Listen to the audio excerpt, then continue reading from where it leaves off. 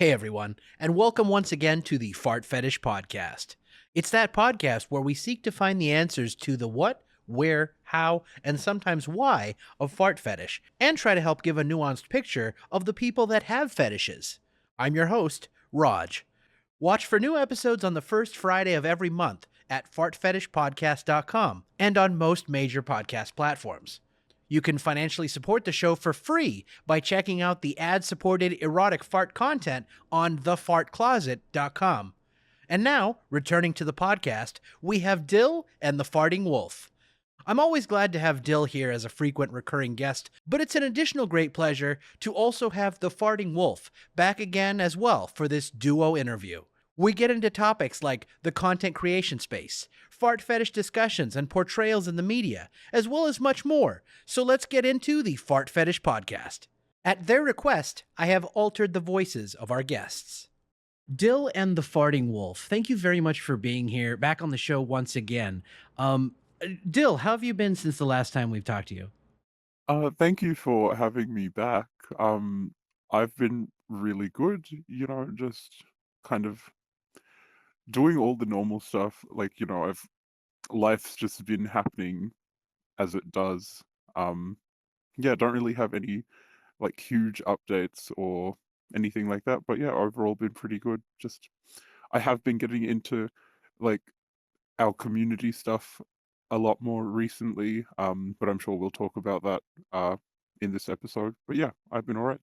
Sweet. That's great to hear. Absolutely. And definitely look forward to talking about the community stuff as well. What about you, Wolf? How have you been since the last time we talked on the show? I've been pretty good, just kind of like what Dill was saying, just the normal life stuff with work and coursework, and then classes starting back soon. So I'm going to be jumping back into that. So I might have to be taking a step or two away from Twitter and junk like that since I won't have as much free time. But just trucking along, taking a day at a time with that. And I will say since the last time I was on, I still continuously like get really good feedback from people from my episode, which I find really it's really cool to see people kind of like in DMs or on comment sections be like, "Hey, I actually just listened to your episode on the podcast and I like a lot of your takes and it's just, I agreed with a lot that you were talking about. It's good to see a conversation around this that isn't fully just sexual 110% all the way and nothing, but it actually had some sort of like meat on the bone when it comes to actually having an intellectual conversation about stuff. Yeah, for sure. And I'm glad to hear that. I'm glad to hear that. As far as I think YouTube analytics has gone, your episode I believe is the most popular one up there if I'm not mistaken. Don't That's quote me on crazy. that, but I think it is. So yeah, and I'm glad you feel that the interactions and the engagement with that episode have been not purely in the sexual space, but in the maybe the more intellectual or I don't know, vulnerable would be the word, but the more interpersonal space, I guess. Adult, or like the adult is a good way to put it too. Sure, absolutely. That makes a lot of sense. That makes a lot of sense. Yeah. Let me jump to you for the first question, since this is something you came to me with actually in wanting to talk about this episode or have this episode, is the growing acceptance that you've been noticing around this fetish. Can you talk to me first about what you've noticed? The main thing that I've really looked at recently, and I mean, this has probably been something that's been going on for a year or two now, especially, but just more people sort of getting into it and people that are already established in just doing adult content in general, adding this kind of to their portfolio, and some of which they haven't outright confirmed it, but from what I've seen, they've done it so much and they've see like whenever they're doing the content they seem to be getting into it, so I don't know if that's kind of like them accepting it as something that's not just like a oh just a service I offer but something that they actually enjoy themselves. But I've been noticing that a lot lately with creators, especially since likes have now become privated for some reason on Twitter, which I don't really like because that makes me have to like mind my own business. I can't really just like go through people's likes and kind of find new material that way. But just seeing there was one guy, I can't remember who he was, but I think he's just a kind of an OF guy, but whenever likes went private, he actually made a video, like a fart video, and was like, now that likes are private, you can just like stuff freely. You ain't got to like worry about someone looking over your shoulder and judging you for it. Just go ahead and like what you like. And then he made that video, and that got a lot of likes in the community. And then there's one guy in particular that comes to mind whenever I think about people that I think did it just as a service to offer and see if people would catch on to it. But he's done it almost weekly, if not more than once a week, in all of his content since. He just goes by like four Greek gods or something on Twitter. I'm not sure if that's a reference to something or what, but I think he's sitting around. He's over 100K. I'm not sure if he's close to 200. I can't remember the exact number, but one of his videos got 22,000 likes and like 750,000 above that impressions, whether that's just people scrolling by or people rewatching it or whatever. But seeing any type of material from this community get that kind of engagement, and see people in the comments being like, this is not something I've really ever considered before, but why is this hot? Like those kind of comments that show people are being exposed to something and not outright dismissing it, or kind of just like throwing it to the side, like, okay, I'm just not going to follow him anymore, or I'm just going to ignore this part of his content if he continues with this. It's people actually engaging with it and being like, maybe this is something I'm into, because it just takes the right person or a person with a following to kind of introduce the majority to it, and seeing it being reciprocated more than downplayed or criticized. Like that's one of the things that I've really noticed recently whenever it comes to people just kind of accepting it more than they have in the past. Sure. That makes a lot of sense. That makes a lot of sense. If I jump to you, Dill, what would you say you have also seen a growing acceptance around this fetish in your perspective? And if you have, what has that been? And can you talk about your perspective and perception on that? I would definitely agree with what Wolf has said. There is definitely a greater number of people that are making this kind of content and like catering towards our community. Um, I would kind of think of it in terms of like concentric circles. There's like our inner group, which is like the content creators. Then there's like the people that are like providing it as a service kind of thing. Um, and then beyond that, there are people that are kind of just doing it for the money. It's like they're aware that this is a thing, that they're not into it, but they know that they can make money of it, so they're just doing it anyway. And then there's like all the people, like, you know, just the general people that are kind of exposed to everything. And to me, it seems like, I guess the way I'm picturing it in my mind is all of those circles are growing. So it's like now I'm seeing there's a greater number of people that are into it, that are starting to make content. There's a greater number of people that aren't necessarily into it, but they're like kind of dabbling, or they're finding that they do enjoy it.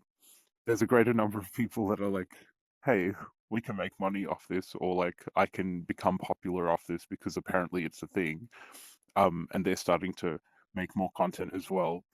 And then because of all of that, there's just a greater number of people that are being exposed to it and kind of realizing that, oh, hey, this is something that I enjoy.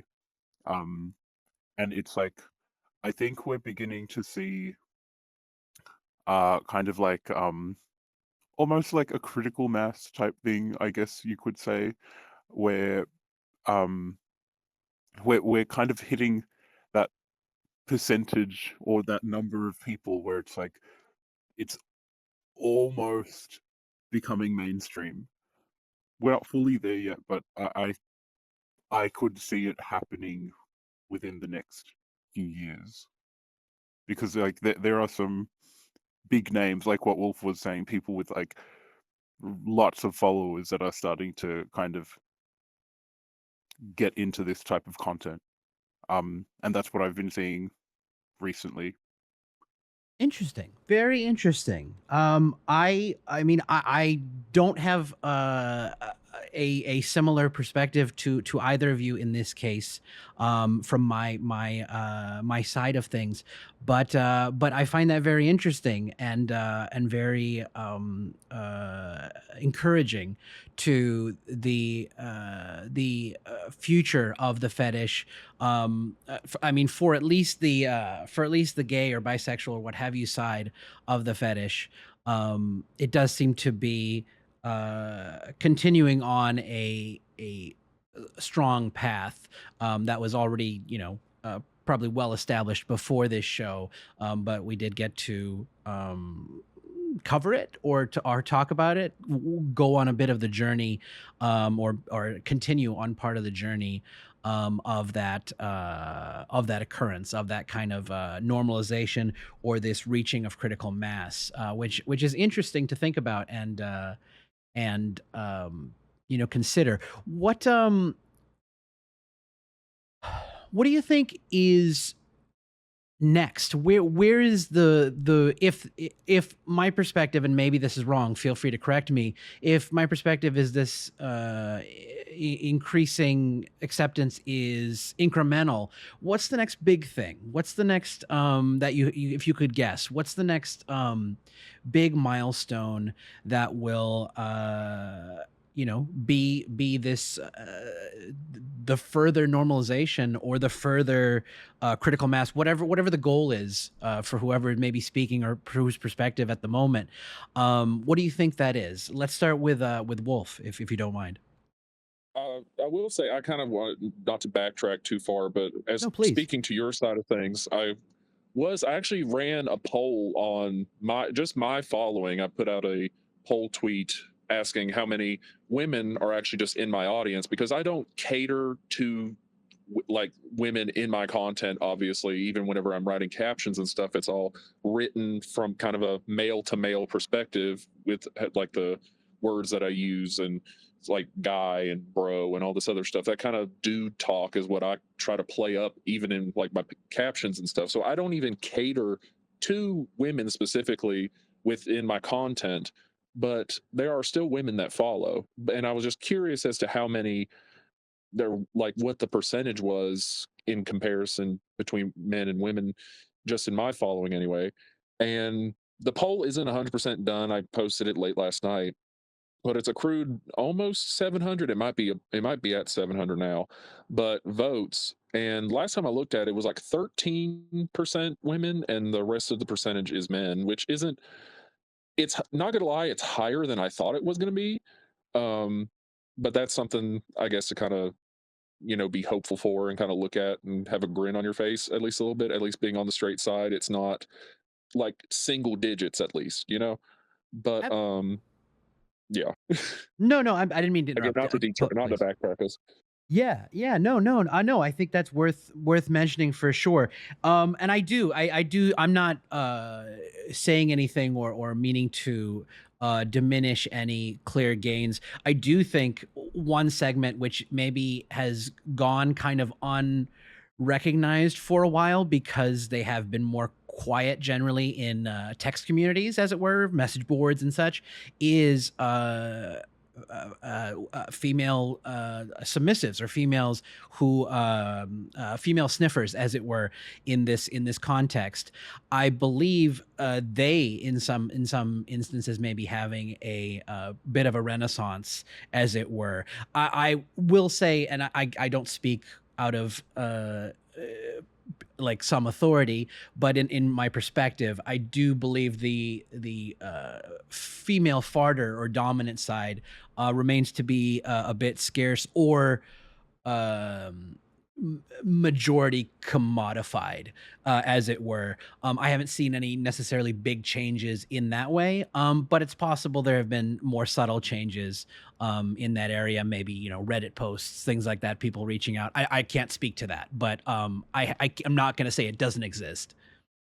Yeah, that's actually one of the things that me and you talked about whenever we were kind of DMing and going back and forth on this episode.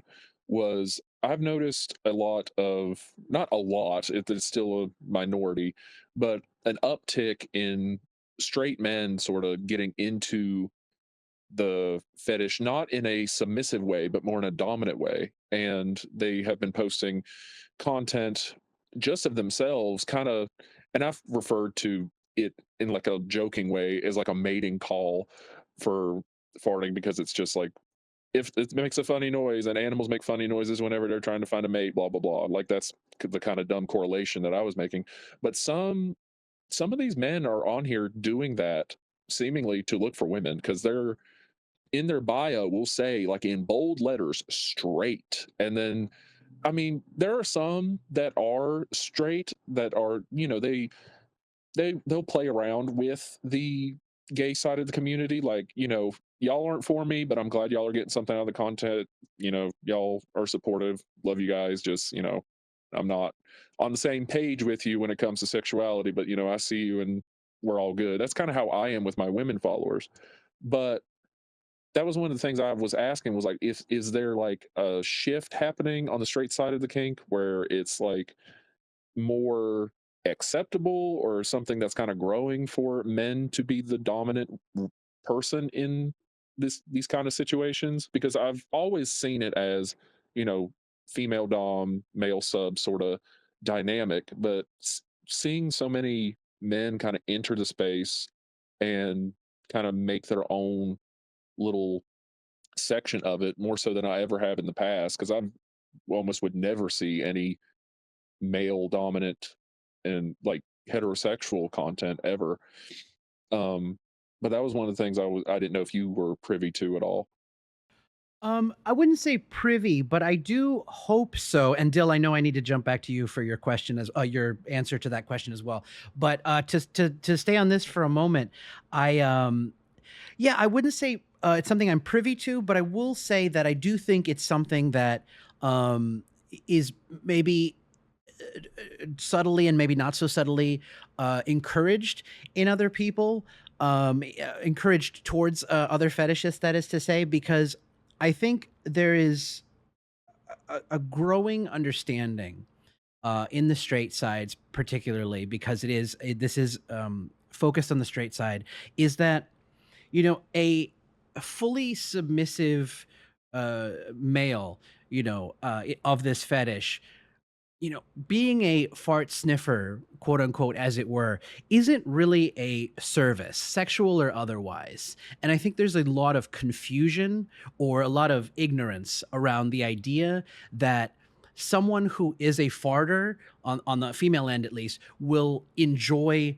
farting and enjoy that as their sexual pleasure, or that they're going to enjoy it nearly as much as a fetishist enjoys sniffing farts. And I think that misconception is maybe slowly being bled out, or slowly being exercised from the community, in terms of like, okay, if what I like sexually is not a service to my partner, or my play partner, or whatever partner it may be, I need to provide something to them. So for some, if they are maybe naturally gassy, or have some enjoyment in that area, or can see it, maybe it can feel the dom vibes or the farter vibes or what have you, maybe realizing like, oh, I can find a female who's into farts by being the farter, and hopefully, if that's what they want, there's some reciprocation there, if there can be. So I think if that is what's happening, and I believe you, and I do probably would say that I've probably seen some similar examples as well. Yes, I think it's more like, my sexual pleasure doesn't provide sexual pleasure to my dominant or to my farter partner. So what can I do that does provide them pleasure? Yeah, and that's just something that I'm obviously not on that side, so I'm not knowledgeable about all of the stuff that goes on, but that is something that I've seen, being on the gay side and it being men kind of interacting with the gay side more so, because men just tend to be more apt to watch pornography and this kind of stuff anyway. So it just kind of comes with the territory where, if you're a guy making content, even if you're 100% heterosexual and that's all you post, there is going to be a subset of gay men that watch you and follow you and interact with you.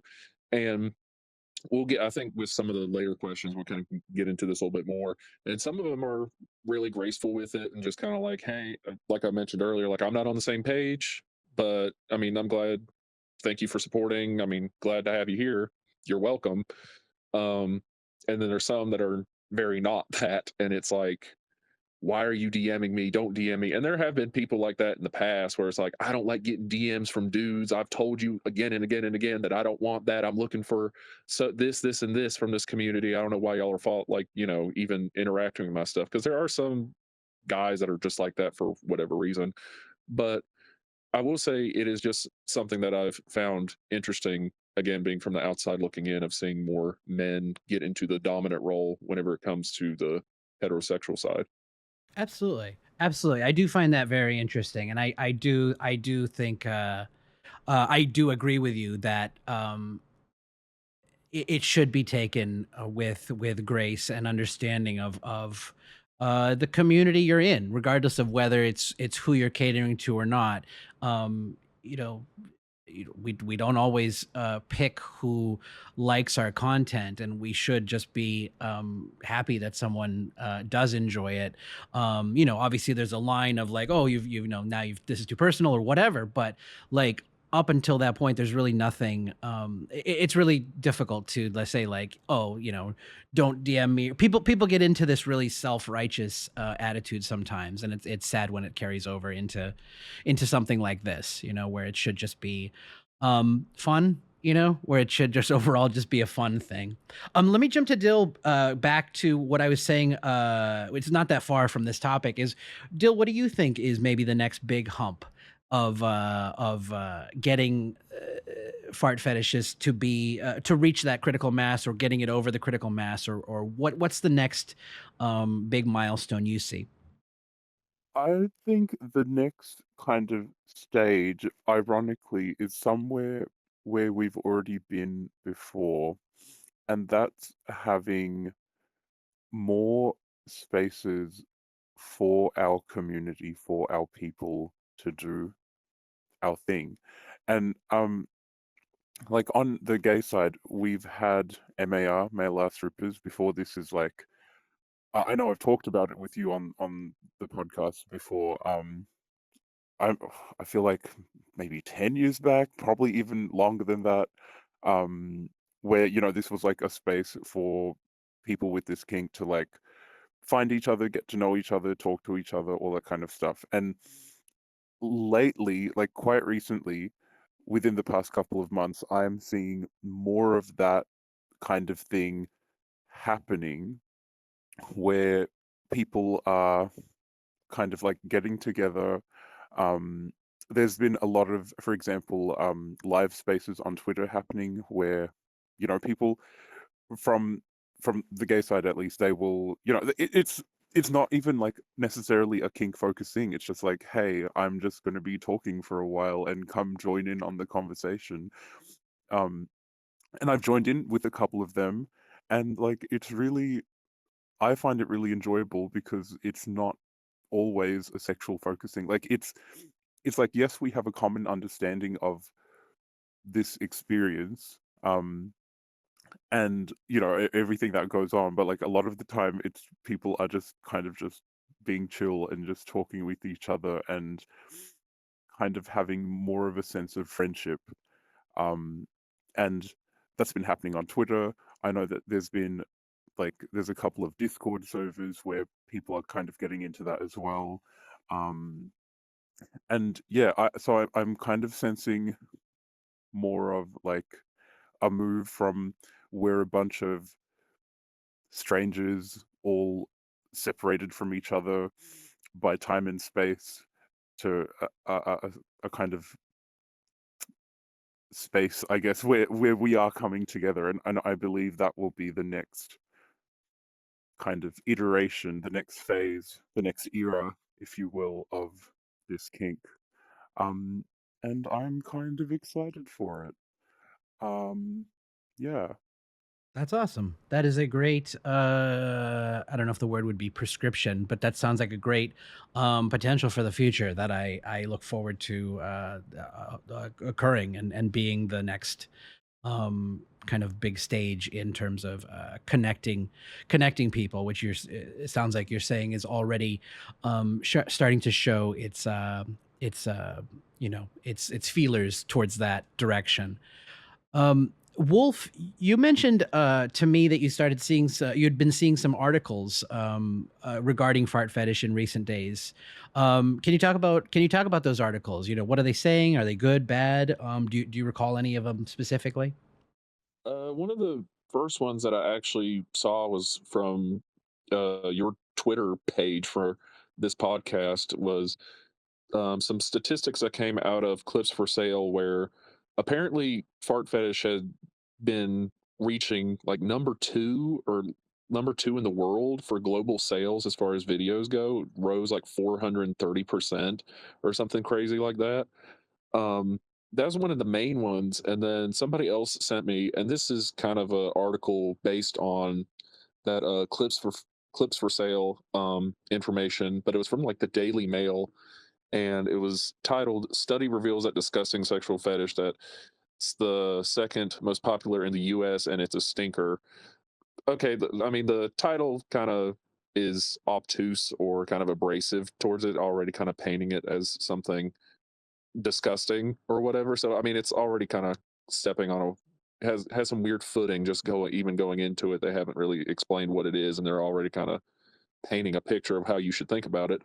But later on in the article, they basically break it down a little bit more, and it was saying like apparently in Brazil and Portugal, it's the first place sale, which I don't really know what the if there's like a cultural thing in Brazil and Portugal to where it's at number one. But I just find that interesting that those are the two countries that it was the number one selling niche on the site. And then in the US, UK, Australia, and Canada, it's second, which is, I mean, I just remember back in the day when it was just something that was so niche and so sort of like there's a handful of people that do it and they're popular and that everyone knows them and that's pretty much it. And then you might have, you know, like chat rooms and stuff. And Dill would know more about that because he's kind of looked into the history of it and is a little bit older than I am. So he probably remembers more of those kind of quote unquote glory days that some people talk about. But just seeing it number two in basically the world, number one in some places, is crazy to see. And then there's articles in the Daily Mail talking about it. And I think somewhere in it they contacted a spokesperson for it, or I don't know if it might have been just in the information on clips for sale, or if they reached out for comment. But it was they're kind of attributing the giant growth in it due to COVID and everyone just kind of being in their house and exploring with stuff and just kind of like pretty much just dicking around on the internet and seeing what could like tickle their fancy in the moment, and that's kind of led to people exploring it and kind of discovering, hey, this is something that I'm interested in, and to the point where they're buying videos.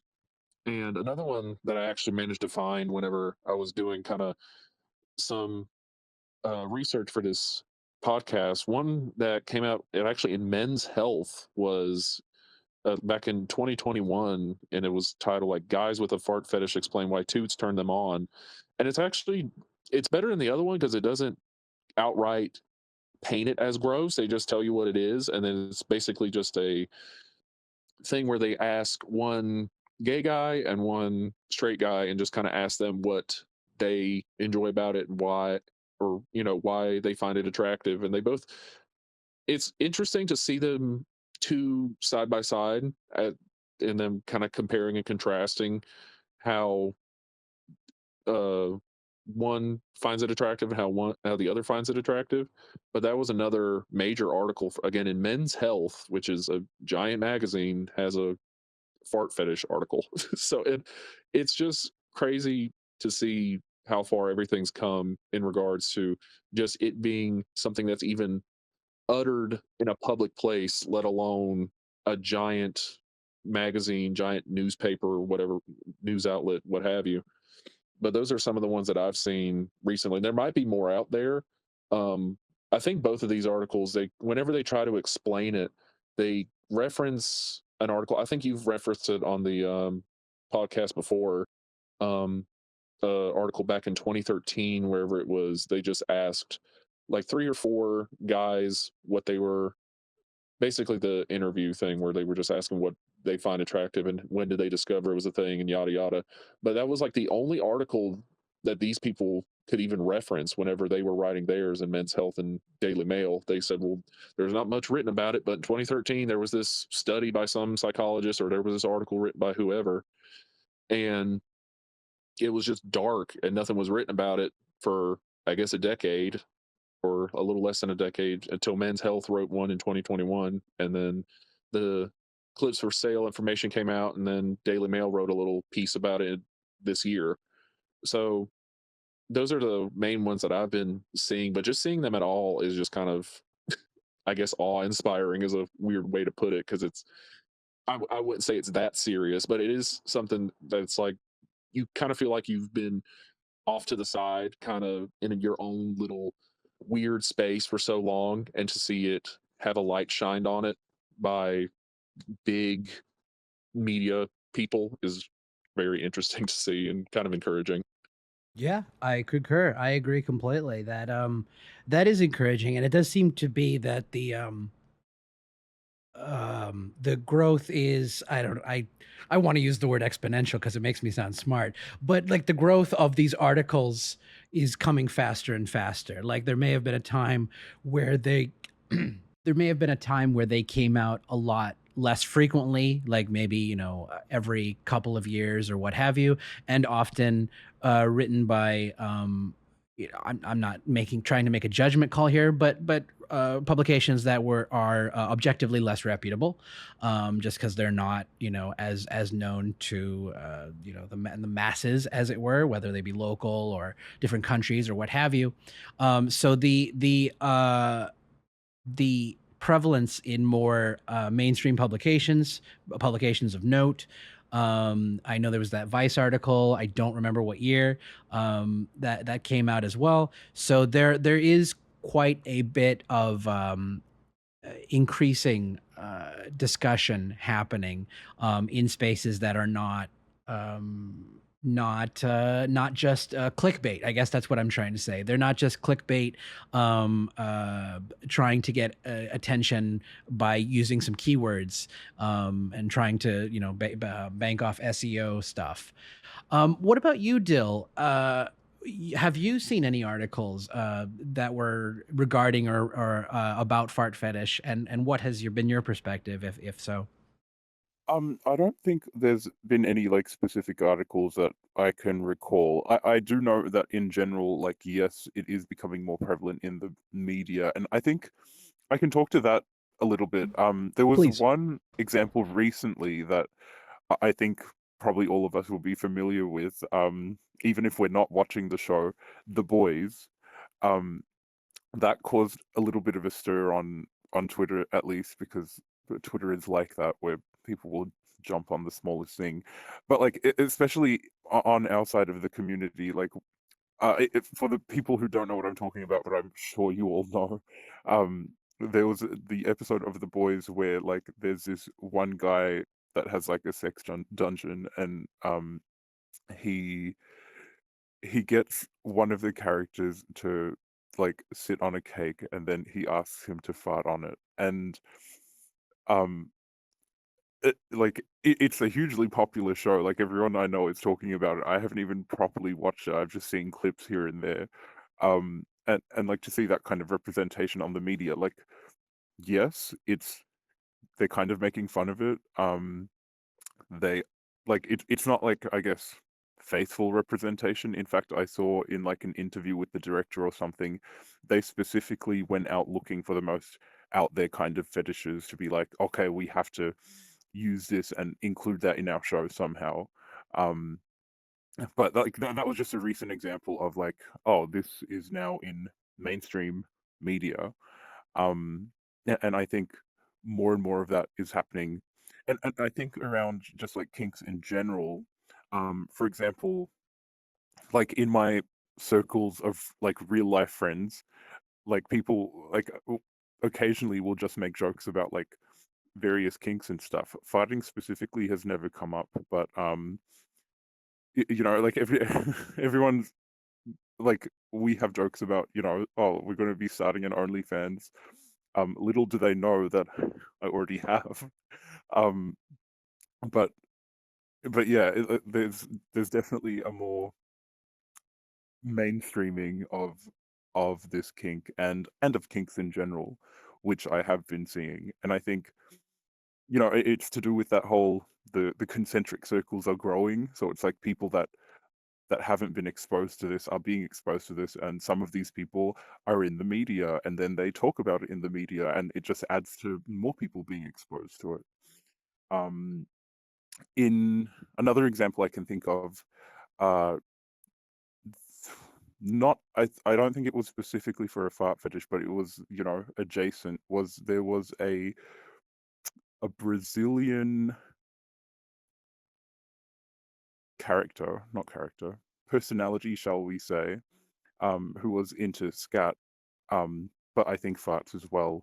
And they wrote like a full-on autobiography, or memoir-ish type thing, and like actually got it published as a book. Um, and like that caused a whole lot of stir on Brazilian Twitter, because it was like, wow, what crazy thing is this that people are actually like writing books about it now. And I think it's been like, it was originally in Portuguese, but it's been translated to English as well. Um, I I want scat, I believe it's called, and it's like the tagline is like adventures in farts and piss and shit and some stuff like that. So it's like, there you go, an actual physical book has been published that is like about our thing. So yeah, there's just definitely a lot more stuff out there in the media. For sure, for sure. Sounds like somebody went to the same marketing branding school that I went to in titling that book, for, you know, titling this podcast in the same way.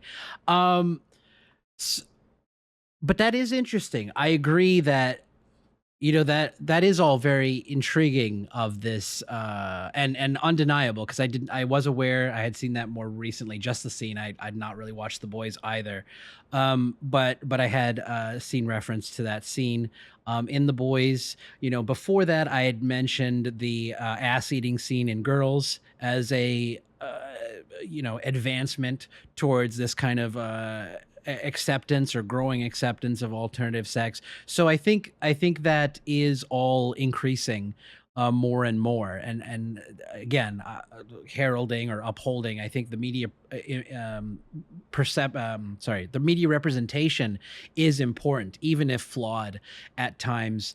I think that is what pushes the needle, if only the needle towards interest, if only the needle towards like asking a question or looking, or you know, doing some research, or googling or whatever. I think that is very important, and you know, it's great that we are seeing that, and hopefully that continues, and hopefully it continues in a positive way. um yeah, because I think, yeah, as I've said many, you know, many times before, I think it's important. Whenever he was talking about the references like in The Boys and stuff like that, one that I've been noticing, and I'm just on TikTok more so than I should be. That's why, I mean, I even have like an app timer on it to kind of stop me from being on there so much. But one thing that I have been seeing a bunch of memes about, and before I even say what it is, I will kind of just preface it and say the main way that I notice like the foot fetish kind of thing kind of not be 100% accepted, but at least be known of, and at least be kind of like, oh, he's into that. Okay. I guess just kind of getting people's brains is through the jokes of it, and through the memes of it, and through the comedy of it. So like people like blurring their feet, and like they're at the beach on vacation, and their feet are in the sand, but their feet are blurred out, like their body, like, you know, like genitalia, like just stuff like that to poke fun at it is a way to just put it out there in the form of a joke, and then those jokes are not jokes for some people, or they start off as jokes and then they start looking into it, and it's like, well, maybe I don't just find this funny, I'm actually finding it like interesting in another way.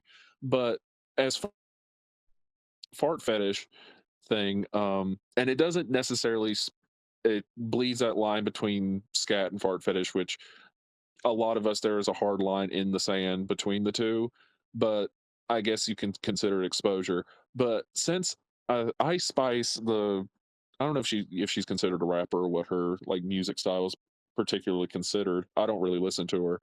Um, but a lot of her references in her songs, for some reason, she likes to like rhyme the word poopy with stuff or poop or like some of her bars are like I need a diaper or something, like I don't know, but everyone's been clowning on her on TikTok because they're like she has to have a scat fetish or something at this point because why does she keep referencing this in like the past 3 or 4 songs she's put out or albums or whatever. There's always a reference to poop or farts or something. So it's everybody's kind of like collectively laughing at it. But speaking to what Dill was saying earlier, it's like yeah, it's everyone kind of pointing at it and being like, look how weird and stupid she's being by putting this in her song all the time. But on the other side of it, it's like, well, it's got people talking about it in some way, shape, or form. And maybe down the line, some of those people, obviously, not everyone's going to be into it, always be niche. It'll always be something that everyone might kind of raise an eyebrow at. But it throws the idea out there into kind of the courtyard of comedy or whatever, and some people might go over there and kind of pick it up and actually do something else with it. But that was another example that came to mind whenever Dill was talking about the media kind of references that are becoming more prominent. It's funny because it's like in outside of the community, people often talk about like, oh, how did you get into this? And it will always be like, oh, I used to watch this really prominent fighter like MCR Trumps or like whoever back from the old days. And it's like, oh, I started watching that, then I realized I was into it. Imagine like how crazy would it be in the future? It's like, how did you get into this? Well, I was listening to Ice Spice, and then people Yeah. were talking about her, and then and then I just went and did some research online, and then it's like, oh yes, I'm into this Well, from a Ice lot of Spice. guys, Thank you. I mean, everybody that I've talked to, and I mean, you've probably seen the meme I made of it where I just took that one scene from the live action Scooby Doo movie where Scooby and Shaggy just like burp and rip ass, and there's like a competition. And even there was a whole meme about it years ago of the "Are you challenging me?" kind of thing. Um, Pretty much Yeah, anybody you that talk to on the scene. gay side, it's like, oh yeah, that was the scene. Yeah, that ruined me. Yeah, that's it. It's That's like, the one. Yeah. It's crazy how much of an impact that one scene has had on us. yeah. Every time it's brought up, I was like, yeah, that ruined a generation for sure.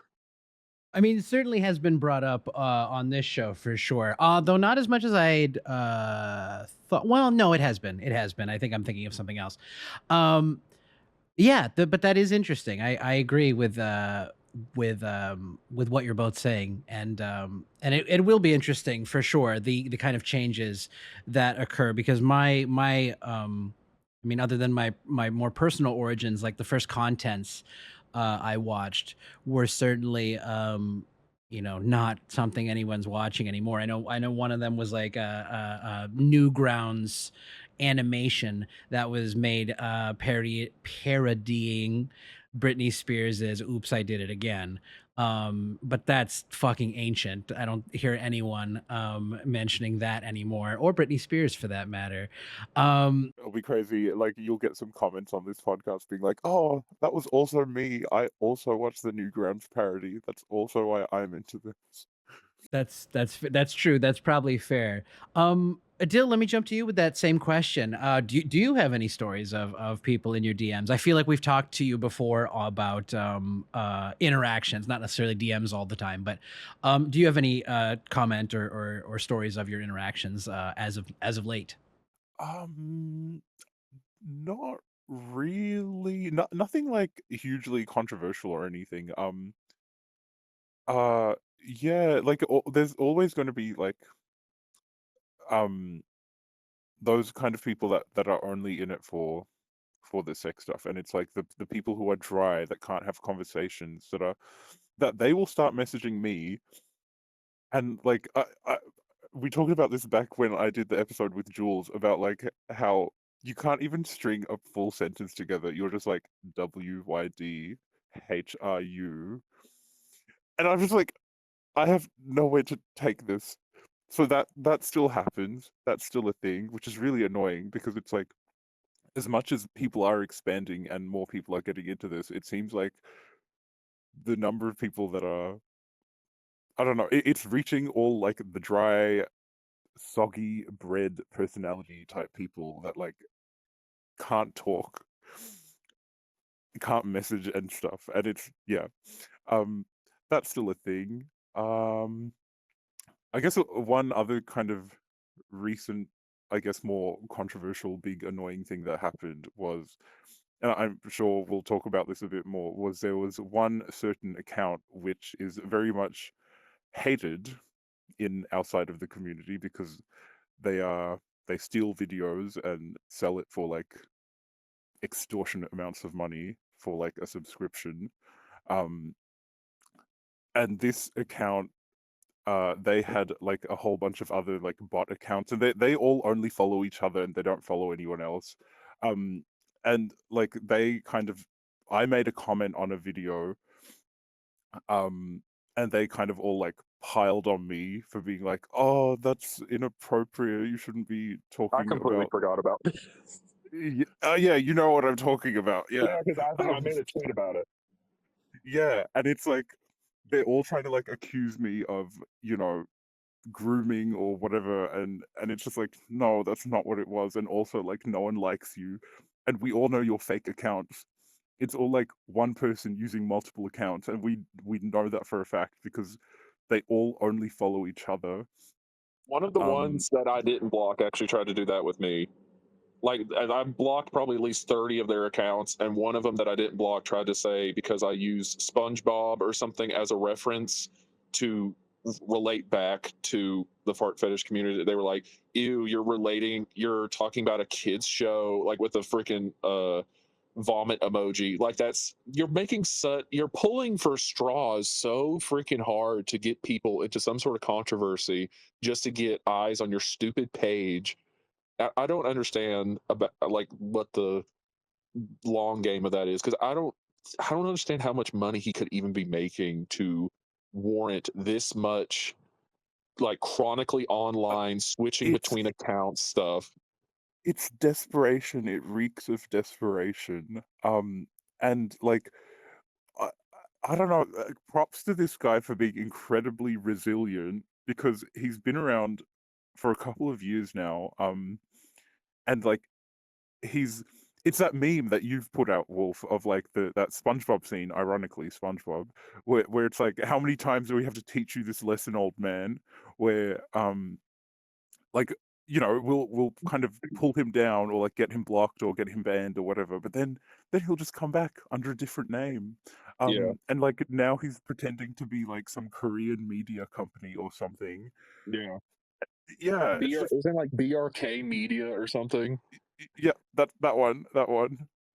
Well, So that's the like thing. Like, yeah, the thing is that whenever he was on Instagram, he followed his personal account, and from messages that I've had people that have talked to him directly, like the names line up. So like his we know what his account is, we know his name, we know his face, we know where he lives at this point because he posts it everywhere because he's like in his mid 40s and just posts everything.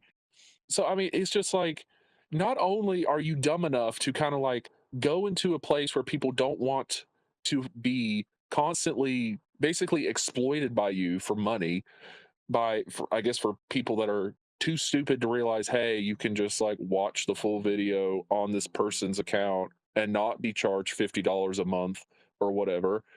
But dumb enough to do that and come back over and over and over again back to the like how many times do we have to teach you this lesson, old man meme? Like dumb enough to do that, but also follow your personal account on your much hated fart fetish account to where you just have to go through the following list of that account and see, oh, this account follows all these other like BRK media, whatever, whatever, whatever, and all these other random supposed to be corporate looking fart fetish accounts. And oh, just this random guy. I wonder if this is the owner. And then you again do some more research of people that have actually talked to him and the names line up and everything. So it's like, why would I don't understand. I've never seen someone so persistent yet so dumb whenever it comes to this stuff. And again, I don't It's know to what gain. Like, I don't know who's paying him for any of this.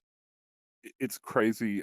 Like I have no idea what he gets out of it. I just wanted to add, like, I know it's slightly off topic, but I guess it's still about interactions. Recently, this guy, I think it was towards the end of last year, so recent enough, where he tried to have this like whole award thing happening of like, um, he wanted to, yeah, like I basically saw like it on YouTube. yeah, like the Grammys or something for And farters. you had like commercial Um, breaks for it and everything in it, like post, like I don't know. It was really weird. It was like wasn't it like an hour, 40-minute long video. yeah, and like all the people that he nominated were like people that belong to his company supposedly, but really it was just like the content that he stole of them. And he was like, "Oh, best new fighter of the year is the nominees are this person, this person, this person, whose content I've all stolen." What else? There's like best, I don't know, best face fighting content is like this person, this person, this person, and yeah, it was just like no one was. He was trying to create such a hype for it, and like meanwhile, all the genuine people in our community are just kind of like sitting back and laughing at him.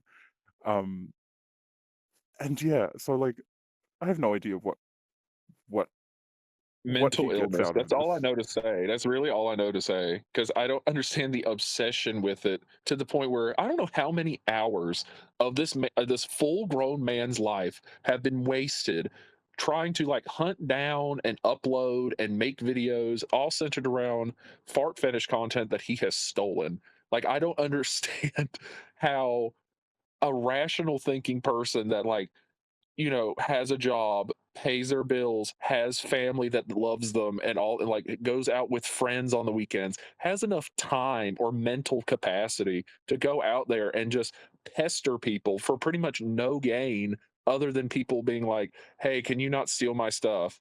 And then it's just or like, I think he stole one of my one of my friend's videos and then credited me with it. So like he can't even keep the stuff that he's stolen straight from people, even though we look nothing alike. It's very weird. Or maybe I don't know. There's another person that does it, and they've blocked me, and I blocked them. Um, I'll just say their name, William Carter. You stole my stuff and put it on this vid, but that's another one that likes to just upload a bunch of junkies stolen off of Twitter. Um, but Oh, yeah, what's I just don't. interesting? What's interesting about that is like there are accounts, like I'm not sure if Will Carter is one of them, but there are definitely some accounts that do that. Like reposting is their shtick, I guess. Um, but I find that some of them, or like a lot of them, are from like non-English speaking countries, and I guess it's like yeah, they have their own communities of like Yeah, fart I think the communities as William well, but Carter one is like Brazil or something. Brazil, yeah, I think so, yeah. But it's like because I guess of the language barrier, they're not so much involved in like the politics of this. So it's like they don't understand the whole idea of like, oh, it's not exactly considered appropriate to be like taking someone else's video and then He was reposting involved it. whenever he blocked me the first time because I put out a whenever he stole something. I think it was from Driz, and I put out a tweet and I was like, "Hey, can you like what I was speaking to earlier?" I think that was the situation if I'm remembering correctly. He stole one of Drizz's videos and then credited me with it. And then Driz left a comment was like, "Hey, don't steal my stuff." And then I left a comment was like, "Hey, if you're going to steal stuff, you can at least like credit the right people or at least keep the receipts of who you steal from straight." Or something like that. It was some petty junk, and he blocked both of us. So I mean, he's obviously aware that people are not enjoying this. This and the other guy with the BRK Media, like they're two of the biggest ones that do this crap. And I know I from think talk, they're like they're genuinely, I guess, bad actors, whereas there are definitely accounts that are more like they're just not aware. They haven't been informed that hey, what you're doing isn't considered right. And it's like I don't know, we have to I guess apply different standards to can't yeah, use like a broad brush for all of them because some of them are just actually unaware. They enjoy the content. In their mind, they might be thinking, "Oh, I'm just sharing it out. They're putting it out to the world." Um, yeah. Yeah, there's a handful that actually do it correctly where they I don't know how there's a way you can kind of repost something, but it looks like a post. I don't know, it's a weird way to describe it, but it's not. I know what you mean. I know what you mean. I've But always like it's wondered that as somehow well. credited back. You know what I mean? Like it still says the author in the bottom left corner, so you can click that and it goes to the person's page. It's not like a manual thing where they have to put in their at the top in the text or whatever. Yes. Yeah. Yeah, Yeah. I don't know. I don't even know how you do that. But some of them have done that with my content and a bunch of other people's content, which that's fine because there's a trace back to my channel or my account. Like that's fine. I'm perfectly okay with it being like that. But whenever it's like, okay, downloaded. Not only is it downloaded, but it's downloaded at like 240p and the sound is out of sync. So not only are you stealing my stuff, you're not even stealing it properly to where I at least look good doing it because none of the sound lines up and it looks like it was filmed on a potato. And I like worked hard to make it not look like that and sound like that. So you're already like spitting in my face by taking it. And then you're just like making it worse to upload on your own stupid thing and then not credit me or credit the wrong person or credit yourself. I've seen some people I remember years ago there was a guy that actually stole my like the audio from my videos and would just like pantomime some random crap on the screen and he was like posting it to TikToks and I told him and he DM'd me first actually. It was like, "Hey, check out my content, big fan." And I checked out his stuff and I was like, "Why does this sound familiar?" I don't know why he didn't think that I would recognize the sound that has come like the sounds that have come out of my own ass. Like I wouldn't recognize it, especially when I had to sit and edit the videos. Of course I would recognize my own material. So I made a post about it and then he like went on a like he started like crying in my DMs talking about I only wanted to steal a little bit because your stuff is so good and I remember just so this I could get my happening. Yes, I this was like in remember this. this was Yeah. like in 2021 or something. Yeah, no, that's crazy. What's funny about the whole recognizing sound thing is I think we've talked about this before as well. And I'm aware that we've kind of just hijacked this conversation. Rush just there, just like ooh in the back. But let me just add this.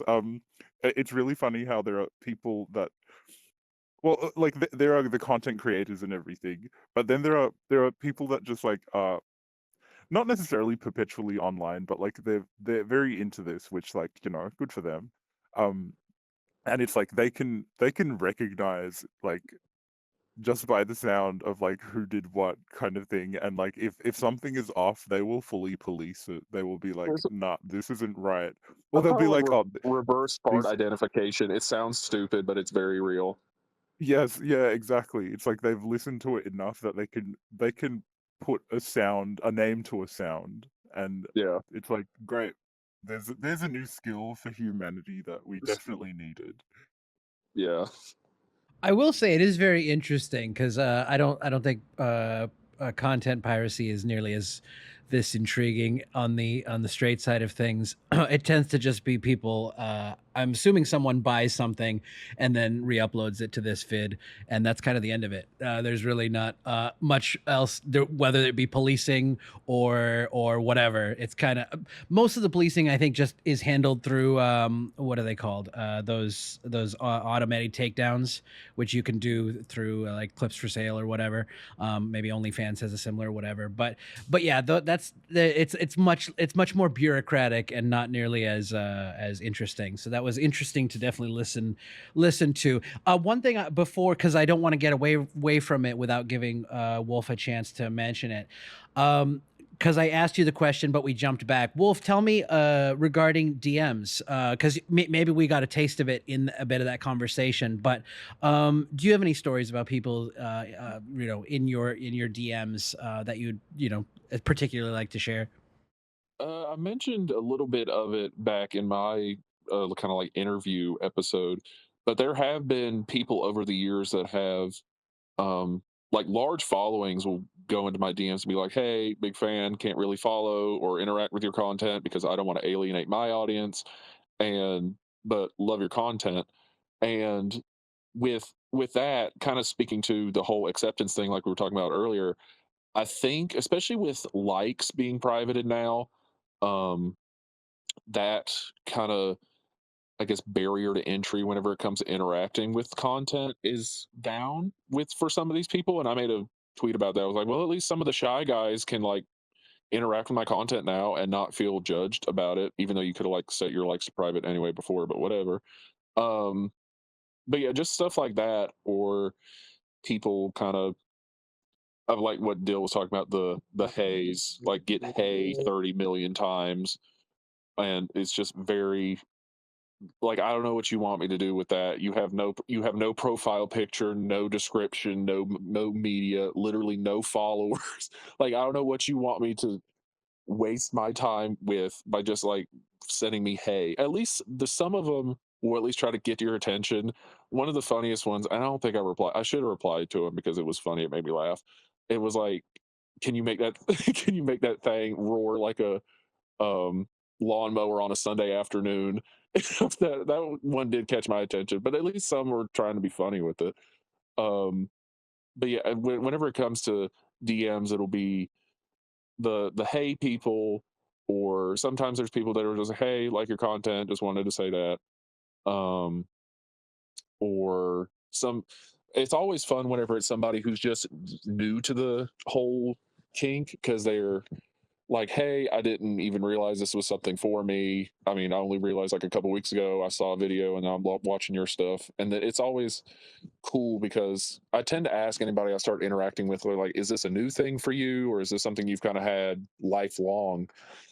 And I'd say it's like a 50-50 split between people that discover it later in life and people that have just been like, oh yeah, ever since I had like brains to think with, I always had this kind of weird interest, because that's a camp I sort of fall into. But whenever people are like, yeah, like 2 weeks ago, I saw one of your videos and now I'm kind of hooked on it, which is, that's always fun because you can interact with people. And I have such like a giant library of stuff that they can't really go through it in a reasonable amount of time, especially on my media tab. I post GIFs and memes and stuff. So even if they wanted to sit down and kind of scroll back to some of my older stuff, they'd be there a while. But that's always fun because I'm like, oh, if you like this, I did this video like a couple years back, and I send that to them, and it just kind of gets them further into it. Um, but yeah, DMs are always fun whenever it's stuff like that, or whenever there's like an interesting thing, or it's somebody that I already follow, or it's somebody that I wouldn't expect to follow me just started following me. Because there's a few people I'll go through follower lists of people, and then I'll see follow back next to some names. I was like, oh, okay, I mean, didn't know you were in here, but that's cool. um but yeah, it's kind of like the Wild West, but there are some good gems and there's some good people in there. That's awesome. That's great to hear. That is a good thing to hear always. Yeah, I can't say I have any specific DM or message stories or anything in particular. But it is interesting to hear about the different types of people that do hit you guys up. So that thanks for letting us in on that world. Let me stick with you for a moment, Wolf. Tell me about your content creation world. How's that been going for you? Anything new in particular? Anything you'd like to talk about in that space in particular? I mean, I've put out a tweet a little while ago that it is kind of getting harder to come up with ideas as far as content creation, because I really like to diversify and kind of do different things from what some of the people in the community might be doing, especially since I'm a solo creator and I haven't done any type of like face farting material, which that's kind of the bread and butter of the community. So if you can be basically have no followers and no real um presence in the community, but if you put out a face fart video, you at least get like 100 likes. Like, it's just it's kind of the main dish of the community. But since I don't really do that, just for personal reasons, and not, not really big into hookup and meetup culture like that, um, I kind of have to go on my own path whenever it comes to making material that's engaging.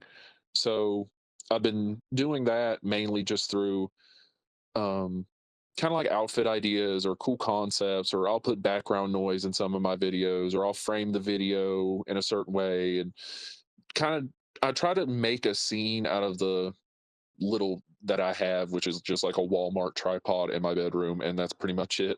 I will say it has helped with a Throne account that I did open so people can buy me little gifts and stuff to kind of help make content and kind of get stuff going with video ideas. Like someone got me like a cowboy hat and a cowboy shirt, and then somebody got me some um like military kind of combat pants and stuff like that. I've made a bunch of videos with those, and they always do very well because it's very like for this kink, it's audio is a big thing, and some people still post like, and I whenever I started out, this is what I was doing, but just no visual at all, just a black screen with fart audio. Like some people still do that to this day just because they're shy and don't want to show anything, and I understand that because I was there a while ago.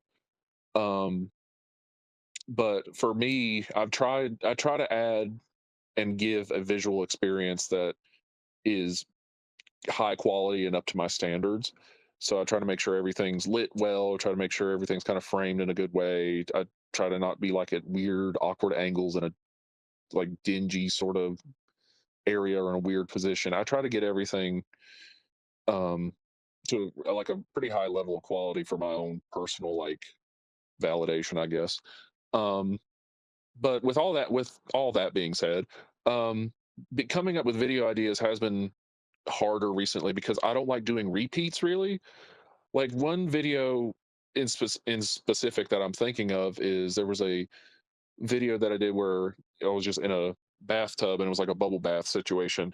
And honestly, that video came out very, very well. And it just the visual, and I think everything sounded well. And I think just the whole thing came out pretty much perfect as how I was kind of wanting it to come out. So I've done that video concept, and I don't really see a way that I can improve upon it in a way that is kind of worth my time. So I'm just kind of like, well, I did that, so I don't really feel like doing it again. But that's how I am with a bunch of video ideas. Unless I can twist it in some sort of way to make it different or improve on it in some way, I just don't feel like doing it. So coming like it's harder to come up with ideas when I've done so much that I've already wanted to do to a degree that I'm satisfied with. Um, One thing that is recent and has been kind of like a big thing that people have they've accredited it to me, but it's not really my idea. The first person that I really see do it and kind of get me into it was I think he goes by Soldier Farts or something on Twitter. Um Me and him are buds. We talk on Snapchat every once in a while. He's just real busy. Um but the idea of using a vape to actually I think it's called it's just I think it's called boofing is wherever you just kind of like inhale smoke, whether that be from like a bong or a cigar or a cigarette, or I just picked up a random vape from like the gas station or something. But it just allows you to get that almost like cartoonish visual of actually being able to see the fart. Like, it's something that's really struck a chord with with like the community as a whole, and especially my audience, because that's one of the most I think it is actually the most liked video I've ever gotten. The first one of the first ones I did, I think it was like the second one I did, but it was just me. It was like I think the caption, all it was like, "Yo, bro, let me hit your vape," and I just put it up to my ass and suck it in and blow it out. And that video got like 2.1K or something likes, which is crazy for pretty much anybody in the community. Um, the cat usually that's pretty much the highest you can go. There are a few people that have really big videos that get around 4 or 5K, stuff like that. Um, but for me personally, especially that I don't really sit on a particular video for a long period of time, for it to get to 0.1K is really crazy. And that's kind of reinvigorated me to start making content because it adds another visual element that I can kind of apply to stuff that I've already done in the past. Like for example, whenever I did like a cowboy video, and I'm thinking of doing a similar esque video, but just do it with the vape farts. That way you get the visual, and I'll just caption like blazing saddles or something stupid like that. But that has been something I've been able to like throw into the mix to kind of give me more variety and content. And a lot of people like being able to actually see it because it's something that you're not able to do other than maybe if it's like really freaking cold outside or something. Like that's the only natural way you can kind of experience that visual. That and powder farts have been around for years, but they're not really the same because they don't actually flow and kind of actually have a gaseous look to them like vape smoke does. Um, but that's kind of where I've been at with content creation is just trying to add stuff and not trying to just say this or do the same thing over and over and over again. Because even if you're the best content creator in the world, it just gets old after a while where it's like, oh, he's in the same room again doing the same thing. I mean, I like it, but I mean, it's kind of bland at this point. So that's where I've tried to kind of be different. And that's, I attribute a lot of my success to that actually is just kind of doing other things rather than settling on one formula that apparently works and just milking that dry and then people get bored of it. Yeah, for sure. That makes a lot of sense. And I kind of share your sentiments. It's really the reason I don't write anymore is kind of feeling like I've really tread that ground in terms of, all the scenarios and all the different ways to take the scenario and this and that and whatever. It feels at a certain point, it just feels like this is just going to be repetition. Whereas I'm sure the audience, both, yours and mine would enjoy us just repeating and doing, another iteration on it. If the passion's not there, then maybe it won't be our best work, which is always something to consider as well. What about you, Dill? You're also in the content creation space. You mentioned your OnlyFans as usual. Tell me, what's your current content journey going like? I can't believe you just called me out like I, that. I'm so sorry, Dill, but I know you that well that I felt comfortable doing it. No, no, it's absolutely fine. Yes, I will shamelessly self-promote whenever I get the chance. Guys, subscribe to my OnlyFans. It's very good. Um, no.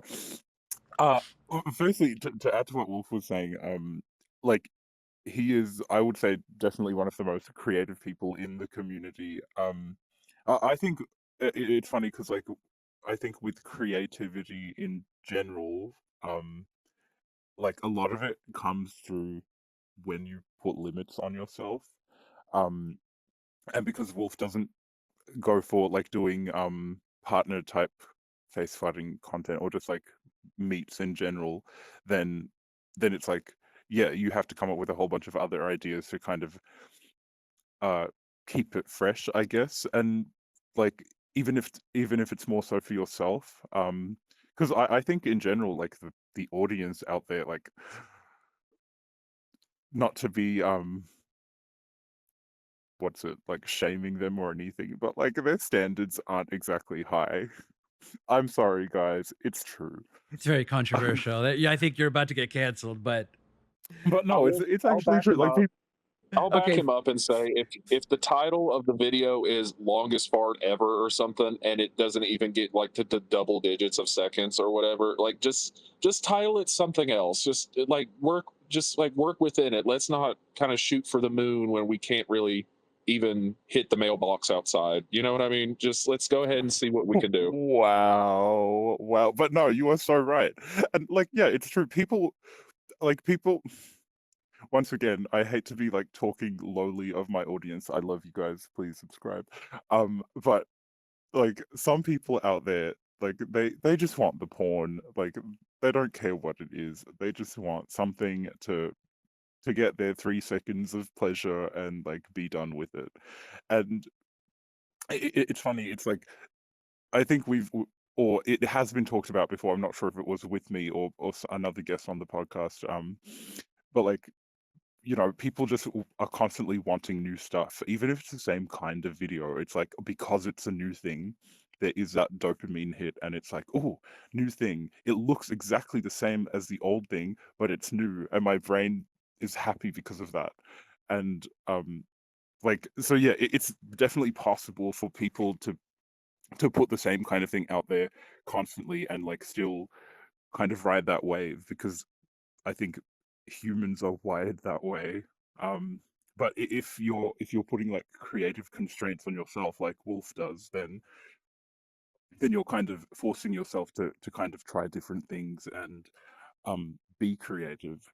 Me personally, like my kind of constraint, which I know is definitely a huge kind of limiting factor in the potential I have to be like more successful, is that I will only do content with clothes. Um, that like that's just a personal preference. I'm not hugely into like bare farts or anything like that. On the rare occasion, yes, but like most of the time, no. Um, and like I know if I started making that kind of content, like a lot more people would be into it, and I would get a lot more subscribers, a lot more money, a lot more attention, a lot more followers, all of that. But that's just not my thing. A, a a while back, a couple of years back, I heard or someone told me or I read somewhere, like make the kind of content that you want to see. And I think that's the general kind of principle that I go by. I might have been the one to say that because I kind of say that verbatim to anyone, kind of like getting into the community. I always say, just make what you want to see, and that kind of shows. It may have been you, it or like yeah, that idea is definitely out there. I don't think I heard it directly from you, but yeah, it was someone out there that I saw it and or told me in a message or something, and it's like, yeah, make the kind of content that you want to see, and that's what I've been doing. Is it like fully creative or anything? Nah, not really. Um, like because yeah, I'm like putting all these people down with my comments just before, but like I'm also just as bad. Um, I have my own standards though.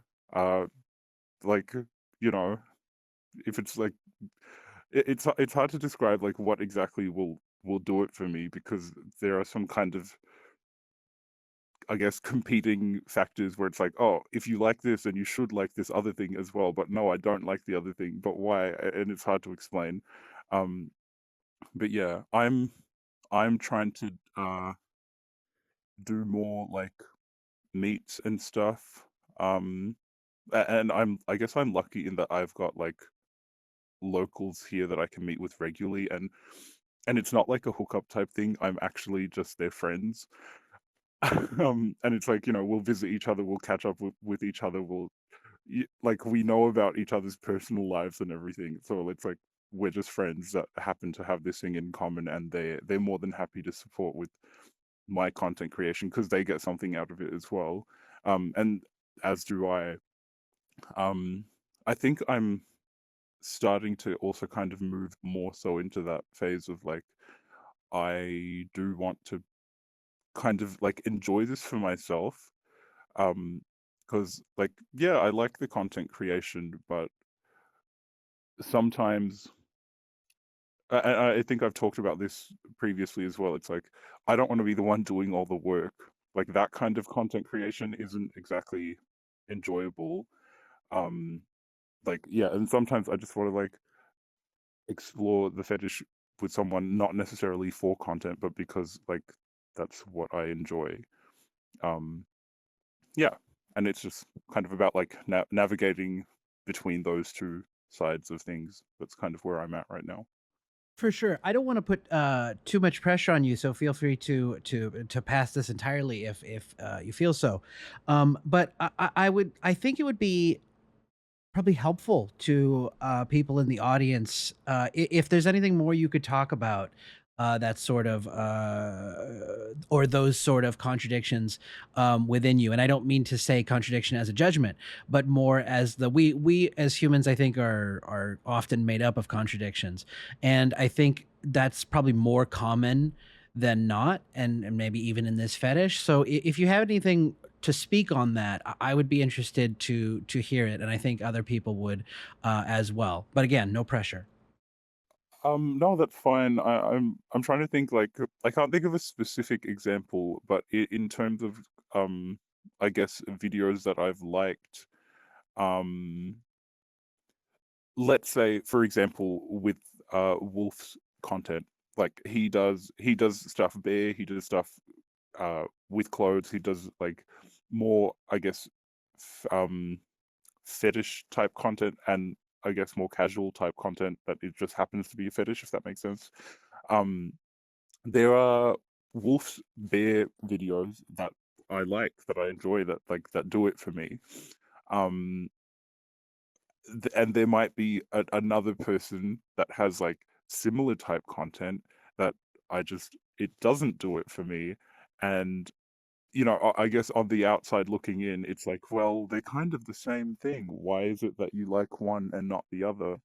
Um, and, and like with that kind of situation, if I try to like self-analyze it, it's like there are a number of different factors that it could be. It might just be that, oh, one video has better farts and like that's it. It might be that oh, because like I actually talk to Wolf and like because it's like he and I are friends, whereas I might not be friends with this other random that has like a similar type video. Because that dynamic is there, it makes me enjoy the content more. Um, like it could be that I don't know.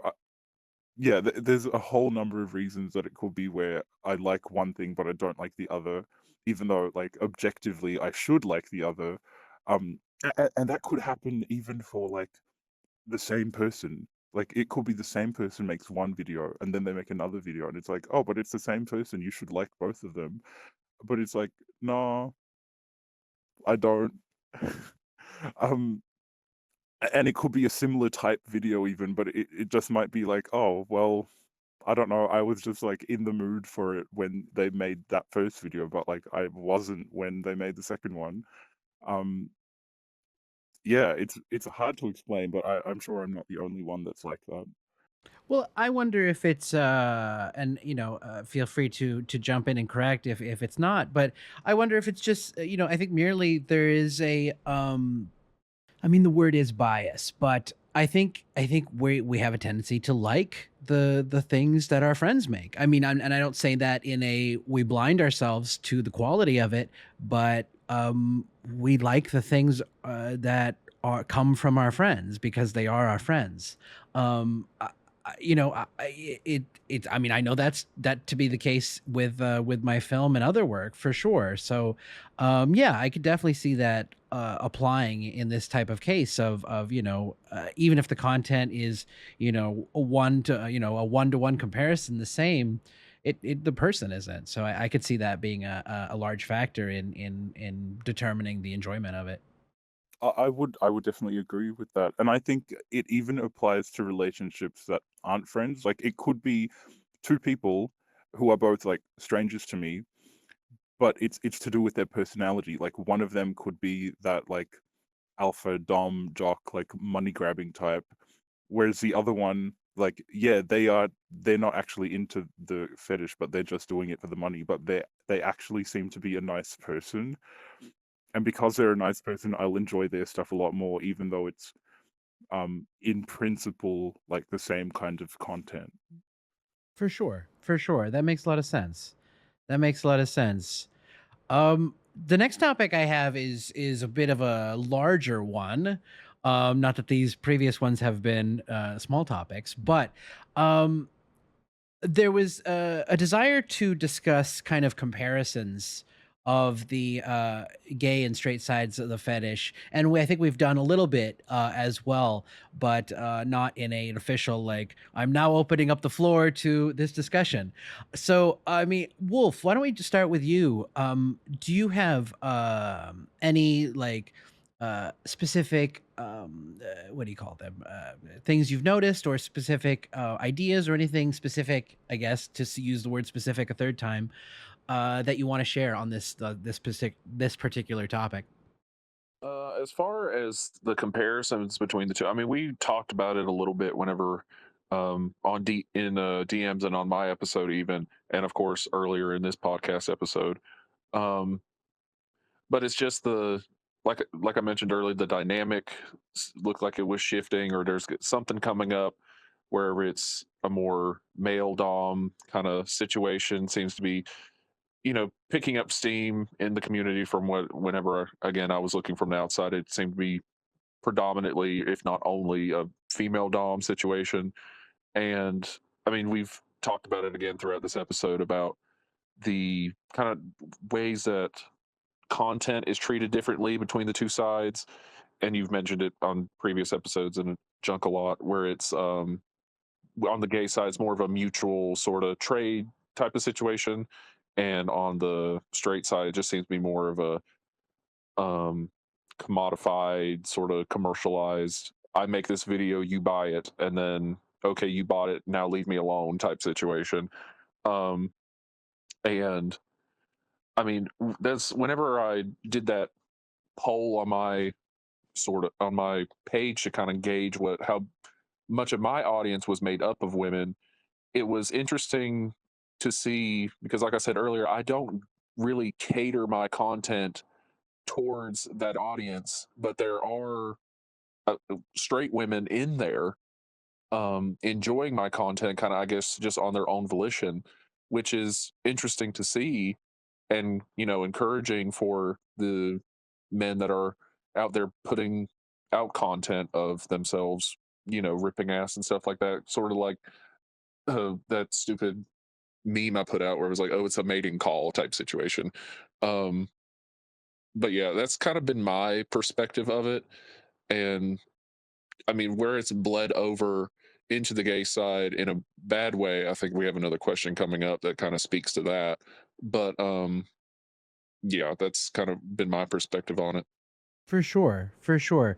What about you, Dill? Did you notice anything, or have you noticed anything, or do you have any specific perspective on the differences between the two sides of the fetish, which seem kind of at times, there's quite a wall between them.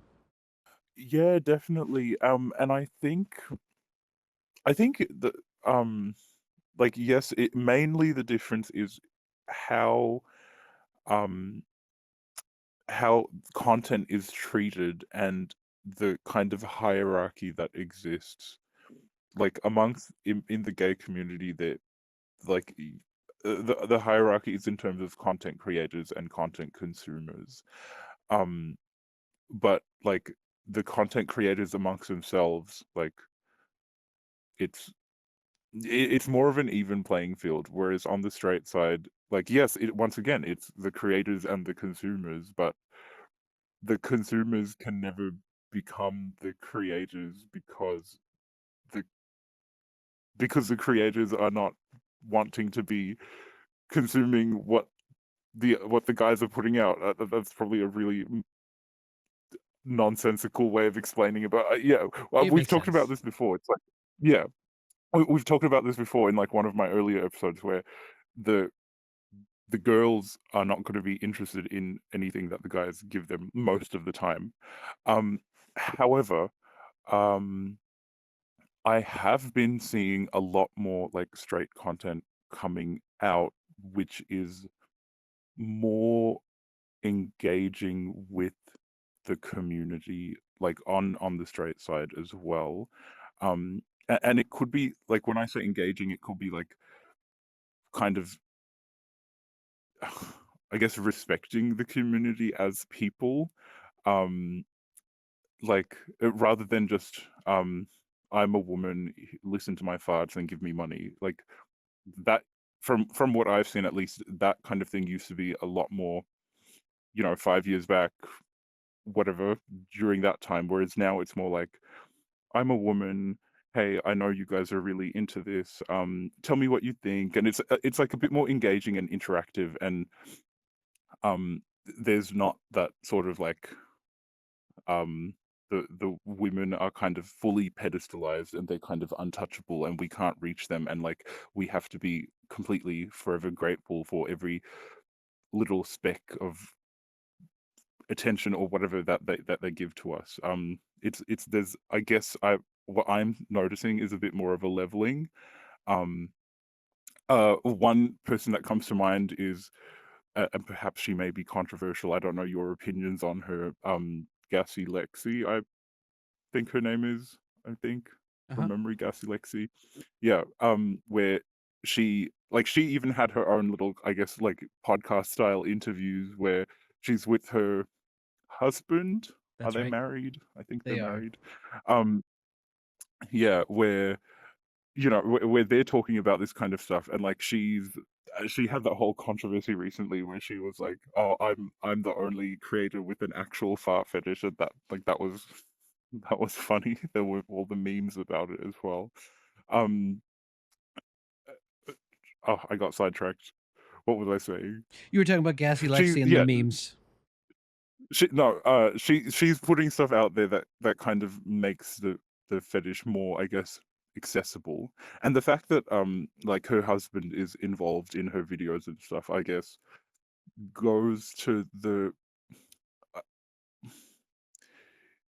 perhaps it gives people some hope in that like they can kind of engage in these fantasies that I think, a while back, 5 years back, would have really only been possible as fantasies. But like now I'm seeing more content of like women meeting with guys, and it's like, oh yeah, this can be real, this can happen. Um and yeah, there's like a subtle shift in the dynamics that I'm seeing in terms of how female content creators are putting stuff out there and engaging with the male consumers as well. And even like the opposite kind of end of that is there are more like female fart fetishists who want to be like on the receiving end of farts, and I'm seeing more of that kind of content as well, um coming out.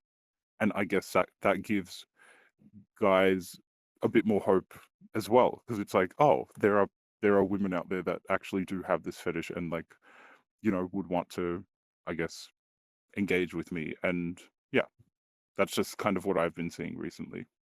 Absolutely. And I think that speaks exactly to what Wolf was talking about earlier, at least again, in my perspective of what Wolf was talking about in terms of the more male straight doms kind of making content, yet, being straight dudes. I think that is kind of the, um, trying to you talked about the creators not really they don't want what the viewer as it was has to offer, whether it be a drawing, oh, this fan, whatever, whatever fan made thing they could I wrote this story about you. It's kind of like, thanks, but and I mean, creator's not the exact word I want to use here, but the point is this idea that a male, generally who would generally be a sniffer. They want to be a sniffer, but can be a farter for potential female fetishists who want to be sniffers themselves. Really opens up the door for that mutual exchange in a way that's probably a lot. It's very healthy. It's a very much more fair and balanced um engagement, especially in terms of a relationship. If we're talking pro doms, it makes sense that there's you pay them, you get a service.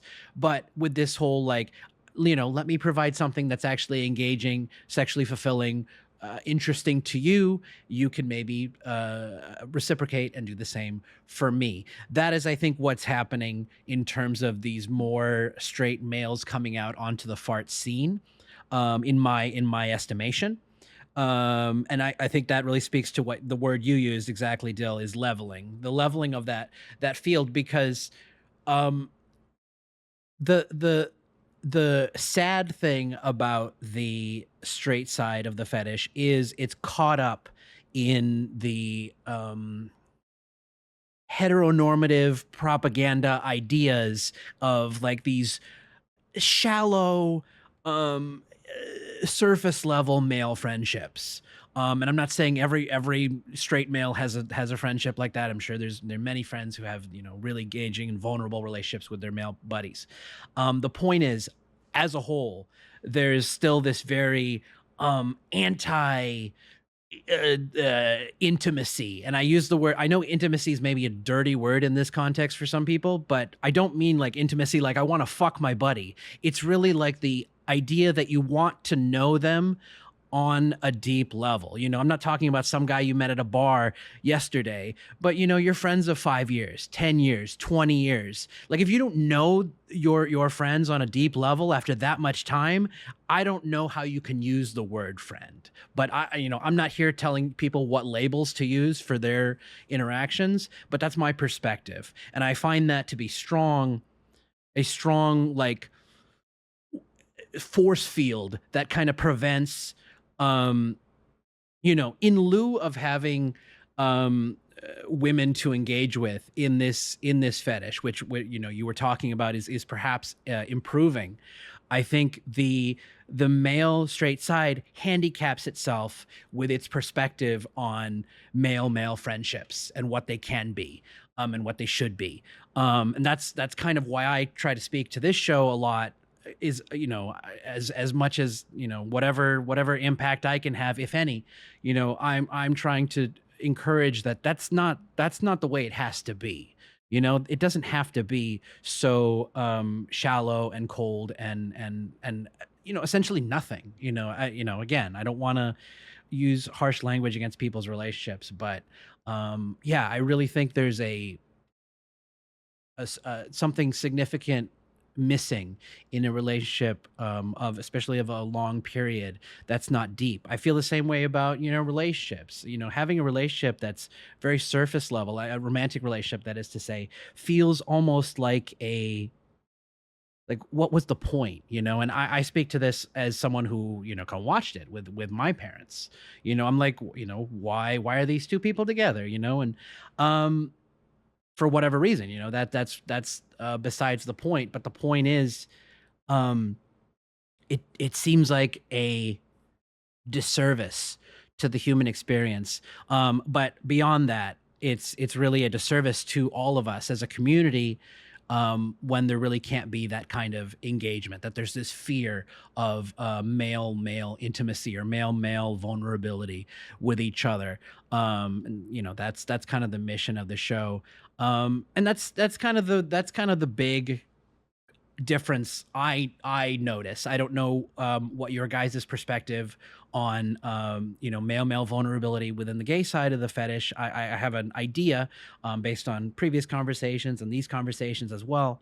But yeah, I think the straight side suffers for a fear of getting too close to the same sex, almost as if, like, it's the no homo. It's simply stated, it is the no homo idea still rearing its head, even if it's not like being spoken out loud in that way. I think it's interesting because it's like, yeah, you're right. There is definitely that kind of fear of like, if I get too close to my guy friends, that makes me gay, which, like, why is that mentality still there? But that's besides the point. I think it will be really interesting to see like a similar thing happening on your side as to what's happening on our side with like the recent rise in people just like doing Twitter spaces or just like lives and just like having a chat. Um, yeah, if like someone on the straight side, and it would have to be a guy on the straight side, um, kind of just like, putting it out there and just like kind of doing an open discussion, similar to what you're doing, but like these podcasts are a bit more planned and structured. But For sure. just like going live on Twitter and being like, hey guys, come, let's have a chat and like, let's talk about our experiences and stuff, or just talk about anything. Um, just and I think that kind of thing would go a long way to kind of building a greater sense of actual community. Um, and yeah, but also to add to that, like I think what you're doing with the podcast definitely has had an impact. Um, like for example, in the gay like spaces and live things that I've been talking about, like this podcast comes up quite a bit, and people are like, oh, I listened to this episode and like this person was talking about this, that person was talking about that, and it's like there's been more of this kind of, I guess, intellectual discussion, um at this kind of leveling up, so to speak. And I think you've definitely played a big part in that, so like, well done. Well, I appreciate that, and I know that's oh, I if I'm not mistaken, that's an exact word you use of a need to level up the community. So I'm glad you're actually seeing that in a positive way, whether it's me or not. That is very cool to see that kind of engagement and that kind of yeah, I guess it would just be the engagement, the fact that there is a desire to engage with this topic on an intellectual level. And I can't sit here and say that hasn't happened on the straight side at all either. It tends to be more private. I get emails and things like that, but certainly it is occurring, maybe just a bit slower, but that is great to hear.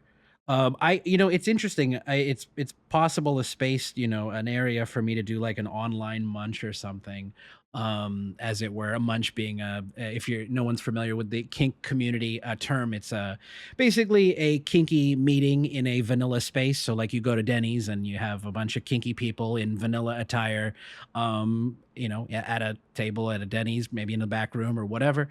Yeah, just chatting about kink and not kink, and sometimes they're game nights and sometimes they're whatever, but just social gathering. So yeah, you're perhaps right about the need for that, whether it's here or elsewhere, but the need for the kind of less structured hey, let's shoot the shit and chat type discussion and kind of see what comes of it.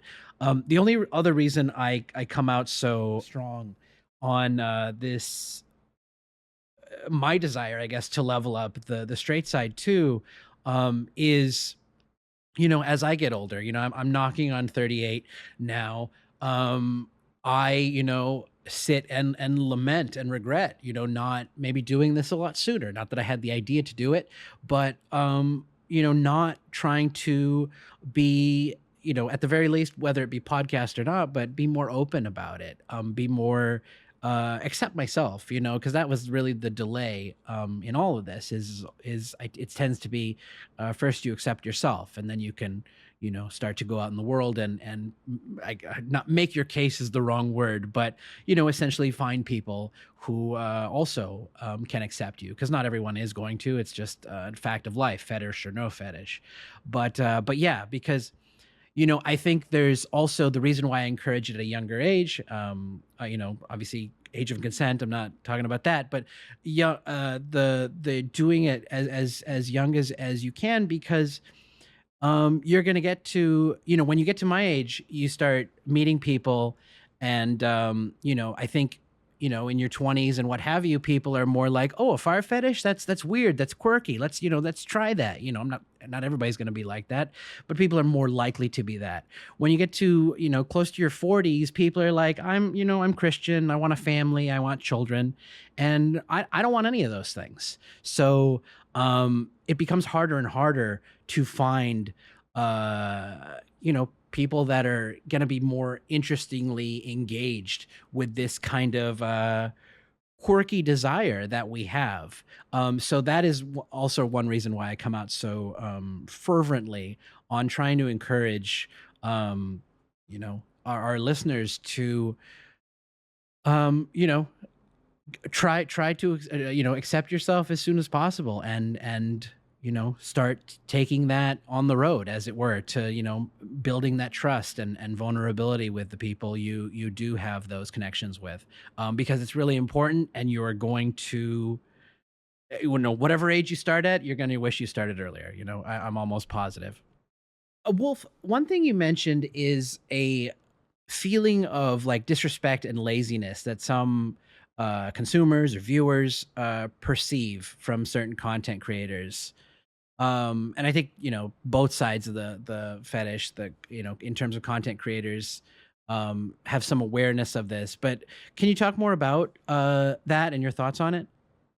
One of the things that I've noticed, and I don't want to say main. I guess it is mainly from the kind of at least straight presenting, because there are some that don't like are bisexual or gay and just kind of like present themselves as straight for some whatever reason, but some gay men have this like infatuation with straight men, and this is like going to be a really kind of off the wall example, but the most popular one that I can think of is like James Charles. For whatever reason, like he would make jokes in some content. People have kind of like clipped it and told him that he's being creepy for it. Um, but like, well, what is your type? And he's like, oh yeah, straight guys, ha ha ha. And I kind of see that sort of from a similar perspective as I guess, um, like straight guys looking and fetishizing like lesbian couples, and this kind of mentality that they can shift them, or oh they just haven't been with a man good enough and like I could change them, and that's just not the case. But that's how I kind of see these gay men, and they're usually more feminine, more sort of I guess receiving of the kind of sexual arrangement there, but they will go after and kind of like go, just like be at the feet of these straight men, mainly just like for the fact that they are heterosexual. And I don't know if the mentality of that is that they're somehow more masculine just by virtue of being heterosexual. I don't understand what that is, because there are plenty of gay men that are built like Greek gods or built like grizzly bears that would fit to a T the idea of what masculinity is. Um, but there is that obsession with them. And then whenever it comes to this kink and that kind of like intertwining, is this kind of like dominant um straight man like side of the fetish that there are some guys that are making they always they're always branded as master or alpha, like this Andrew Tate freaking language. And and I'm gonna throw this is a bit of shade at some of them, but like they're not some of them are not built to be making those claims. Like some of them, if they were gay, would be considered twinks, but because they are heterosexual, they're calling themselves masters. And some of them have put the word God in their in like their description or whatever, and they always just refer to gay men in a very belittling, a very demeaning way. And some of them, and I don't even know if you like would be want me to like use the slur, but let's just say like bundle of sticks tax. Like they're saying that some people have to pay for simply existing. And some of these guys that have this infatuation with straight men will go out there and actually pay the money for them to just literally do nothing but call them slurs and kind of just like play up this, I don't know, fantasy of just being picked by a straight man, even though he's not picking you because of any actual reason. It's just solely to get the money that's in your wallet. But some of them like that, I guess, which I'm not king shaming or anything, but at the same time, it's kind of paints at least in those kind of people's eyes, the master dom whatever, paints gay men in their eyes as very kind of easy to push around and easy to get money from. And they're like, oh, I didn't even got to really do much of anything, and he just gives me money because I call him this, that, and the other. And and some of them do, a lot of them, because it is kind of a domination embarrassment kind of kink, or that's how they view it to promote it to people.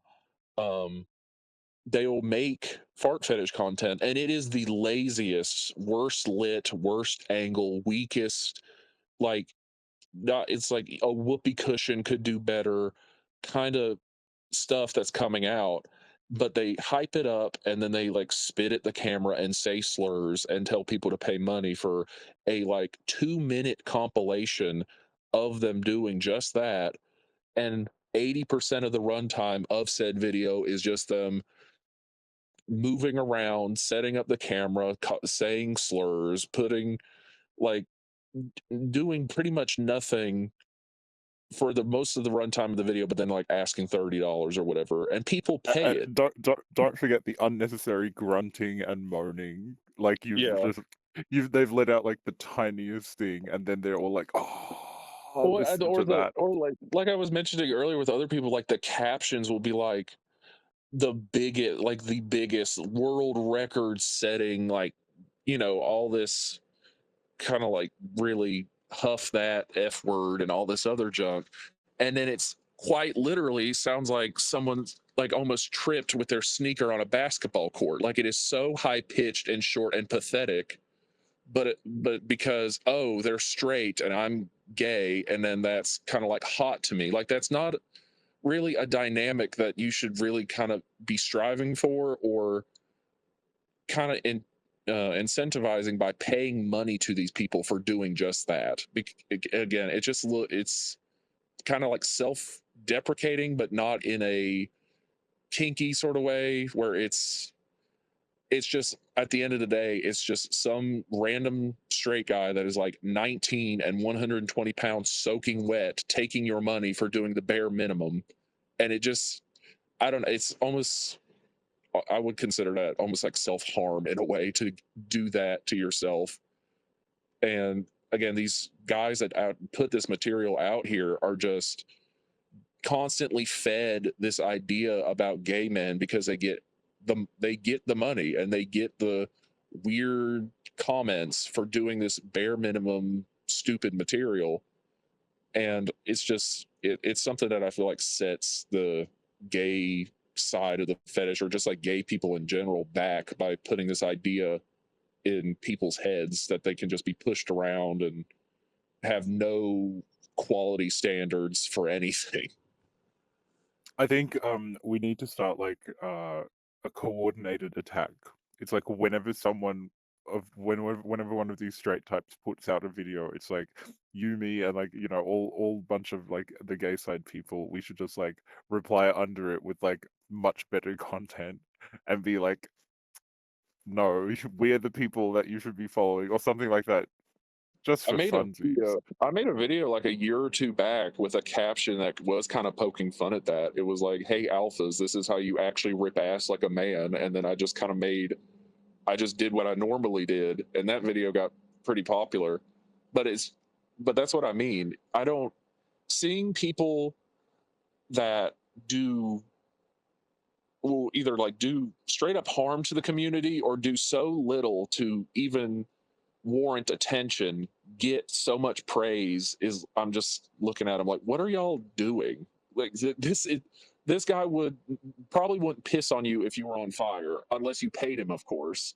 But like, so why are you forking over money to just kind of, I don't know, uh, just stroke the ego of a basically homophobic straight guy? I don't understand that. Again, especially when there are plenty of gay men that will do better material and look better and have a bigger dick than whatever the guy that you're looking at and giving money to can do. So I don't understand the mental gymnastics that some of these people are doing to warrant giving these people anything, like attention, money, anything.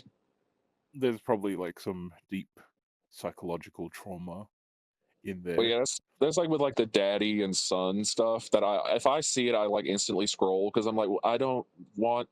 We're not doing that dynamic. That's not a dynamic. I don't even like the word daddy as a like in a sexual way anyway. So whenever you're framing a video of an older guy with like like again 120-pound twink and saying, "Oh, father son school pickup day" or something, like what are we? This is not something that can be kind of explained away with, "Oh, I just find that attractive," or "Ooh, that's my kink." Like no, that's something that's probably a result of trauma, and you should probably kind of work through that mentally. It's just not a healthy dynamic to seek that out. Is just really is alarming in many ways. We need to bring back actual shaming. Shame where Yeah. shame is due. We just need to put a one of those things where they put your head and the hands in the little barracks or Oh, the whatever, and they stocks. just The stocks. just throw tomatoes. Dill, I mean, you shared some opinions in that area. Do you have any more to speak on that topic of like creator disrespect and laziness in that area? No, I think like Wolf kind of covered it all. It's typically like that kind of thing where it's like, a straight guy will like they're aware of the dynamic of like sexuality and stuff, and like they're position within the hierarchy, and this hierarchy is entirely self-imposed, but like that's just the way it is. And they're aware that, oh, I'm like a masculine presenting straight guy, usually white, most of the time white, but like let's not go there.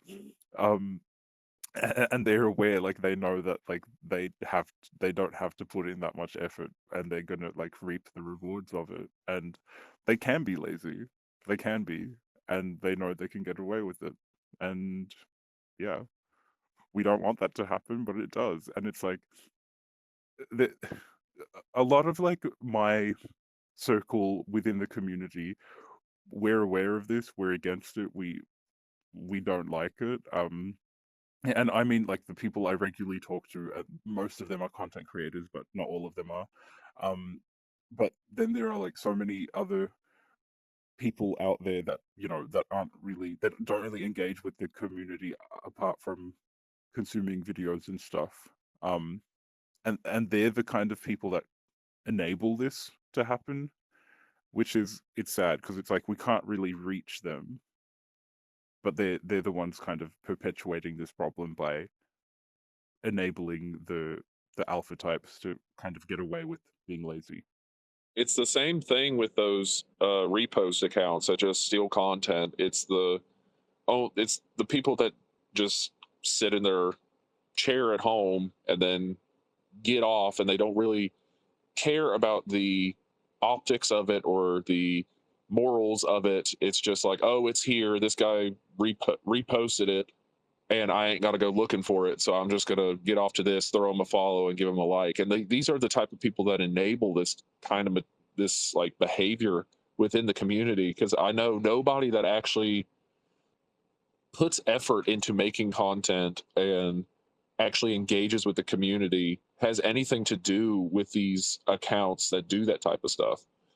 And it's, again, similar to the straight thing, where it's people that are in the community and understand the dynamics of it and have standards will look at the material that some of these guys are putting out and like, well, what is this? Like, I don't understand what is the appeal of this. But then you have those people on the fringe that are like, oh, the straight infatuation takes hold, and they'll just give them whatever, and I guess solidify whatever idea they have of gay men in their mind, because they're having kind of the weakest of us just giving into it. So that just paints us as a whole in a really bad light. And they don't really care because, oh, well, I got off, so I'm just going to get off of Twitter and go to bed. And that's the part that sucks about it. Yeah, I would be very curious to talk to someone who is into findom. First of all, I mean that's the most related to it's the most all encompassing, that is on both sides of our fetish, is essentially what's happening here. But the added self degradation, there's a better word, but the self-hating mentality of seeking out It's like a internalized someone. homophobia, I think, is the term they say now. Yes, that is probably what I'm looking for. Yes. The yeah, so you have the findom aspect, which is maybe a little more pure kink, I guess. Maybe not understood as much, even by myself, but and then this kind of maybe more psychological element of internalized homophobia. I'd be interested to hear, though, someone from that side, and hear their perspective, if they would agree, if they would disagree, what would they say about their desire. And I am saying this as an open invitation, without judgment. I'm not here to judge anyone. I try to stay very neutral myself, and I don't have a lot of judgments. I have some, fucked up things I enjoy as well. So I'm not gonna sit here and tell you your fucked up thing is too weird or inappropriate or whatever. So please, if someone out there, whether you're into fandom, whether you're into this perhaps internalized homophobia fantasy or what have you, please please reach out. Please let me know. I would love to talk to you, even if just in private, because I would like to understand for myself, more about both the pure findom, as it were, and more of the, I guess, as it were, it's a bit of an extreme degradation aspect, I suppose, because I'm certainly someone who's into degradation, in those ways, verbally, what have you. But I'm not one who takes it to, I don't want to use the qualifier extreme, but it's the only thing I have to use here. So, like, some of the extremes might be like race play, or other types of aspects which might be a much more extreme expression of being degraded. And I have ideas why I enjoy that. But I'd be interested to hear from other people, because I don't think we've had anyone specifically talk about that kind of fetishism, that kind of fetishization and enjoyment. And I would appreciate, and love to hear more perspectives on it. I actually hunger for it. Let's put it that way, because I seek this knowledge, and I seek to try to understand, and I hope to, ideally hope to make other people understand as well. But that is what the show's about, is trying to increase understanding as much as possible. Uh so that Please, I'll leave it there. But to and I do want I before yeah, please, before please. we get Yeah, off of it. yeah, yeah, yeah.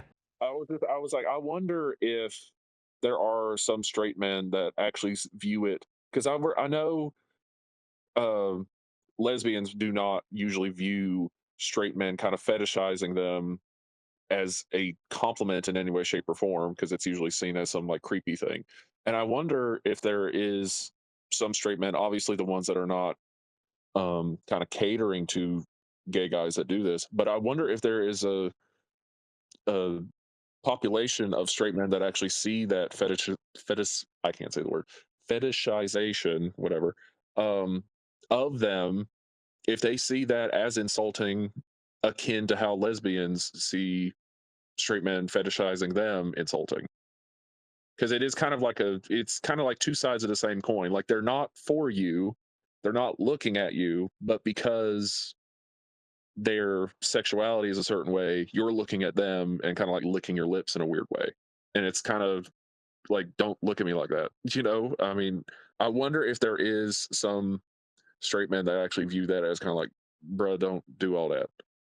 Yeah, for sure. I mean, I can't speak to anyone else's perspective, but I'm sure it runs the gamut of all perspectives, because it probably is an extension of that no homo. So, like, I'm sure there is a, like, don't be bringing your gay attraction or what have you to me, whatever kind of inappropriate kind of interaction or inappropriate comeback someone might have to someone engaging with them.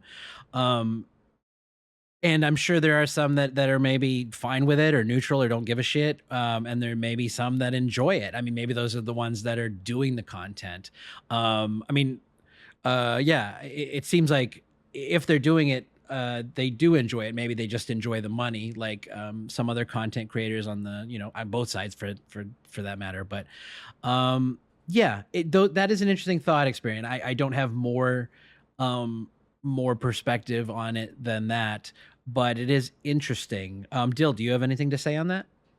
I was just thinking, like, it is very interesting in that, like, the whole two sides of the same coin kind of thing. I think there are multiple layers of, like, misogyny and homophobia that go into why the dynamics are different. Because it's like, in general, like, the average straight person, maybe not recently, but, like, definitely in the past, it will be like, if they're even around a gay guy, they'd, like, be suspicious of him, and it will be like, hey, don't come on to me. It's like, oh, like, there is that bit of like a fear kind of thing. Whereas the alpha types, it's more like they're kind of using that to their advantage, and it's like they're looking down on the gay guys. um on the straight side of things, it's like a straight guy who's like into lesbian content or whatever, they're kind of looking down on the lesbians. which is why the lesbians don't like that, because there is, I guess, more of an element of like misogyny there, and like misogyny and control and that kind of stuff. Whereas I like straight women who kind of lean into that thing, they can look down on the straight men and like kind of play up the whole fact that they are desirable. Um, n- and like I think there are definitely like some lesbians that do that as well. It's like they are aware that their homosexuality, their lesbianness, if you will, is like a big draw to some straight people, and they can use that to their advantage and like create that power dynamic for themselves. Yeah, multiple layers of like lots of things go into that.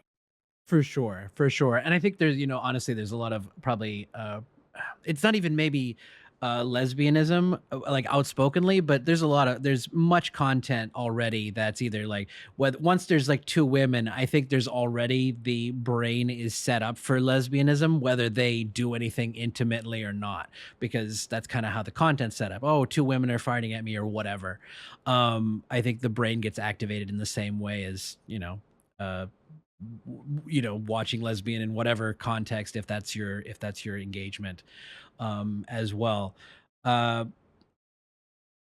I don't know why I said anything more. I don't have anything more on that, I guess. But Wolf, in our offline chat, we talked. A good question came up, and unfortunately, we're all men, so maybe this is not the most balanced perspective. But I am curious, all our perspectives on the idea of what do you think created such a divide in attitudes between men and women to this point, from history to where we are now. um you know Generally understood that this fetish is pretty male dominated, whether it be the gay side, or and men on the straight side as well. Obviously, Wolf, your poll revealed there is a significant a women population as well in the fetish, so that can't be dismissed. But I think the generality still holds. That's a fairly male dominated fetish. Um, any ideas, from your perspective, Wolf, of how we got here? As far as the societal thing, it is, I would imagine it's has to do a lot with women are usually uh kind of looked at and treated like they are supposed to be pretty smell like good smelling flowers that never have any like what would be considered gross aspects of what it is to be human, really. um so whenever it comes down to any kinks that have to deal with like bodily functions and junk like that, it's always it's never been viewed as a woman's place to be even doing those things, let alone get having enjoyment out of it or anything like that. And while that's kind of almost the opposite when it comes to guys, wherever it's almost anytime there's a comic relief character that's a guy, it's usually like burp or fart humor, or them just being gross in general. Like then there's a bunch of characters, not even just in like movies or TV, but even like video game characters where the whole shtick of the character is that they're gross. I think there's like some fighting games where that's kind of one of the characters is that just gross, and that's his whole shtick is that he's gross. But it's just kind of that painting of women have to be this way and men can be this way. That's kind of made that divide socially. And that men's health article that I talked about earlier actually kind of dove into that a little bit with the interviews with the straight guy and the gay guy. Um, like even at the head of the article, they quoted the straight guy with it's just the act of farting is so far removed from what is typically like told to be feminine that that's kind of the draw for him, is that it's that, I guess, juxtaposition of, oh, she's pretty and she wears, she smells good, has perfume, her hair's done, da da da, but then does this, you know said to be really gross, masculine sort of thing, and that's the draw. And I can't speak for anyone on the straight side, but I feel like that might be a common thread with their attraction. Whereas with the gay side, which I can kind of speak to because I've had a lot of conversations with people about it, and a lot of them do attribute their attraction to it being the masculinity of it because of that painting, that social painting of it being a masculine thing, of to be kind of openly gross or whatever, just kind of like proudly do it. And then it's just like if anybody coughs or like looks at you funny about it, you just kind of like give them a side eye, like, what are you going to do about it? It's that kind of dynamic with it that they find attractive. And I'm in that camp too, don't get me wrong. Um, but it's just that weird kind of decision that everyone decided to make, that I mean, it was made years and years and years and years ago, that women have to be clean and proper.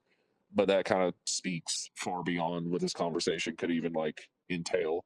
But it's just that, I guess, that socialization of it is kind of what has brought us to this point where so many men look to what women are not supposed to do, quote unquote, and the gay side of it are just kind of like, I guess, pigs rolling in mud. Like they're happy to do it because they're painted that they're able to do it, I guess, in a weird way. No, that makes a lot of sense.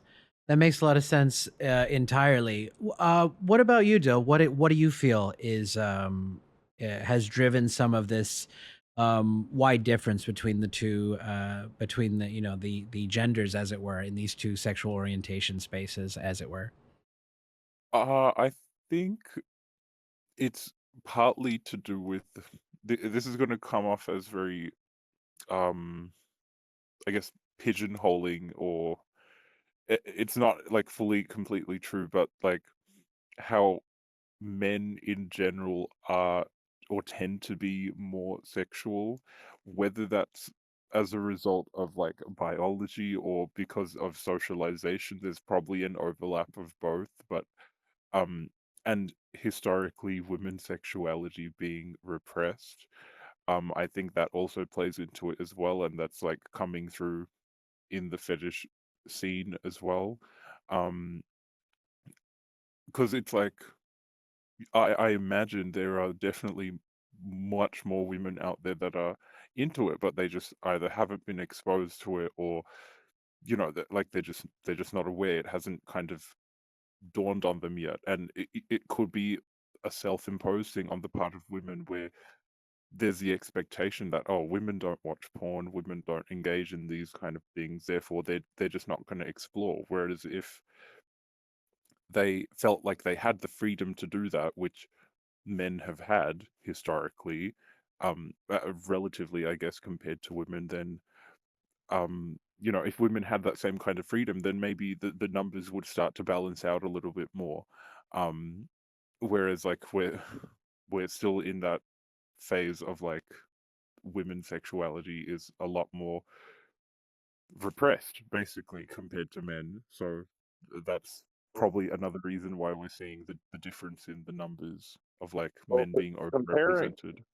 not to cut you off, but like that makes me think of comparing lesbian and gay relationships and seeing how, especially whenever it comes to hookup culture and just kind of, hot and horny type of kind of acting, gay men tend to be way more sexually, I guess, hardwired, or I guess hell bent on getting it. Because I mean, just look at Grinder as an example, just like an entire application that is very well known and very popular, just for the sole purpose of gay men to have sex. Like that's that, and Sniffies, and there's a couple other apps that are just very successful and very well known for fulfilling the need that some gay men apparently seem to have or act like they have, in comparison to lesbian women, where I actually happen to have one of my good friends, she's lesbian, and she kind of just fits the stereotype to a T, even like driving a Subaru and everything else. But she, it's very much like whenever two women kind of fall for each other, it seems to be a lot more like emotion based and more content of character based. But whenever men, especially at the very beginning stages, because you kind of have to like catch their eye with something that they find sexually attractive to even have something flourish into a more personal relationship. Um, but that men just tend to be more sexual creatures in that sense. So it makes a lot of sense that they're, you know, more they're more apt to kind of make up a majority of basically any porn or kink related demographic. They're just going to be the biggest thing. And I'd love to see if somebody has a study on that where they look at like the demographics of all these different things, whether it just be normal, like look at the accounts on Pornhub and see how many of them are men and how many of them are women, and then look at this site, compare the same stats, and then even do more niche things like let's go through a whole list of kinks and take a poll of the gender of all those people, and I can almost guarantee you there's not. I wouldn't imagine that there's going to be a very large one or almost anyone that is going to be predominantly women, unless it's more sensual emotion kind of base relationship building type of material. It's almost never going to be predominantly women in that space because men just tend to take up most of the horny type of categories and be the main populace in those. And it's like, and yes, that's completely true. But is that because of like that's the way we're wired, or is it because that's the way we're socialized? It might be both. I And mean, I I think, would think it both in a weird yeah, way. I that's, mean, yeah, exactly. testosterone is Like, like a controlled substance because it is so like powerful and how it affects your brain chemistry and stuff like that. And I mean, estrogen also obviously has its role and its effects, but I don't think it's even registered as a controlled substance like testosterone is. That just shows like the potency, even with like basic hormones, has men kind of at the like I guess at the mercy of their hormones more, just because what they put out is more potent. Again, to the point where it's like considered a thing that needs to be regulated. You both made I mean really great points, and definitely stuff I would agree are definitely factors, namely you know, women's sexuality being repressed. I don't know if either one of you spoke to it specifically, but the idea that farts are gross is kind of the societal understanding of farts, and then I think the masculine trend has a tendency to buck these types of societal norms. Well, at least in this case, especially in terms of farting. So that kind of led to more of the more masculine freedom around farting, in my opinion. And I think the one thing I would add. Personally, or one thing I would add from my perspective is I don't know exactly where it comes from because we're all men here, and we all have you know different orientations, and yet maybe we are each more emotionally intellectual, emotionally. I think that's the term. Yeah, we are intelligent, emotionally intelligent, and I think there is, on the whole, a lack of teaching men that there is maybe maybe it's getting better in certain families, certain certain generations or whatever, but I believe, you know, traditionally there's been a lack of like emotional learning or emotional intelligence emphasized in, you know, in, again, male interactions, kind of what I talked about earlier. And I think It's I like would the agree. boys don't cry kind of thing when raising boys in comparison to raising girls. Absolutely, absolutely, and I think maybe I'm not one to ever really have children, but I would imagine it's probably a lot less different than maybe they thought it was when I don't know when they first conceived of children back in the caveman. No, I don't know, but yeah, the Back when ideas. children just dropped, like it was just like it was still in beta. They just came out. I love that. I love that is great. Yeah, you don't want the alpha children. That was the beta was where they really hit Oh their no, they stride. broke down so much. They had to recall them. It was a whole thing. And I tend to side on the these are societal teachings. I think everything most of what we were talking about has been societal, but I do have to agree that I think there is something more chemical, more fun foundational in us as well. Maybe all of us, maybe some of us, who knows? Because I think there's a tendency to gravitate towards things that maybe well, they're the opposite, in my opinion. Like the Shapiros, the Pools, the Tates. There's a tendency to gravitate towards misogyny, even as society. It's almost like a what do you call it? It's the pendulum trying to swing back. It's like, no, you can't go in that direction. It's wrong. And there's a desire in some people to follow that path. Instead of embracing the new paradigms, the new ideas, I guess, because, some of them are eroding the idea of what a straight man used to be or what it is or what it deserves. Inherently, I guess. I think that is something that is it's not necessary. It is societal, of course, but I think there's the idea that many people, these are popular people, these are popular I don't want to use the word intellectuals, popular influencers, that you have to imagine that there's something inside people that makes them want to whether it be continue to subjugate, continue to demean, continue to put people on different levels, as I think these figures want to do. They kind of have a tendency to judge and say, this is bad, this is good, your urges are bad, you should get married and have kids and be soulless worker, whatever, number 1060. And that is kind of their thing. And it's sad. I find it sad that it's so popular still, that these kind of aging ideas are still so desirous. Do either of you have anything to speak on that? I'll go with Dill if you do first. Sorry, could you repeat that question again?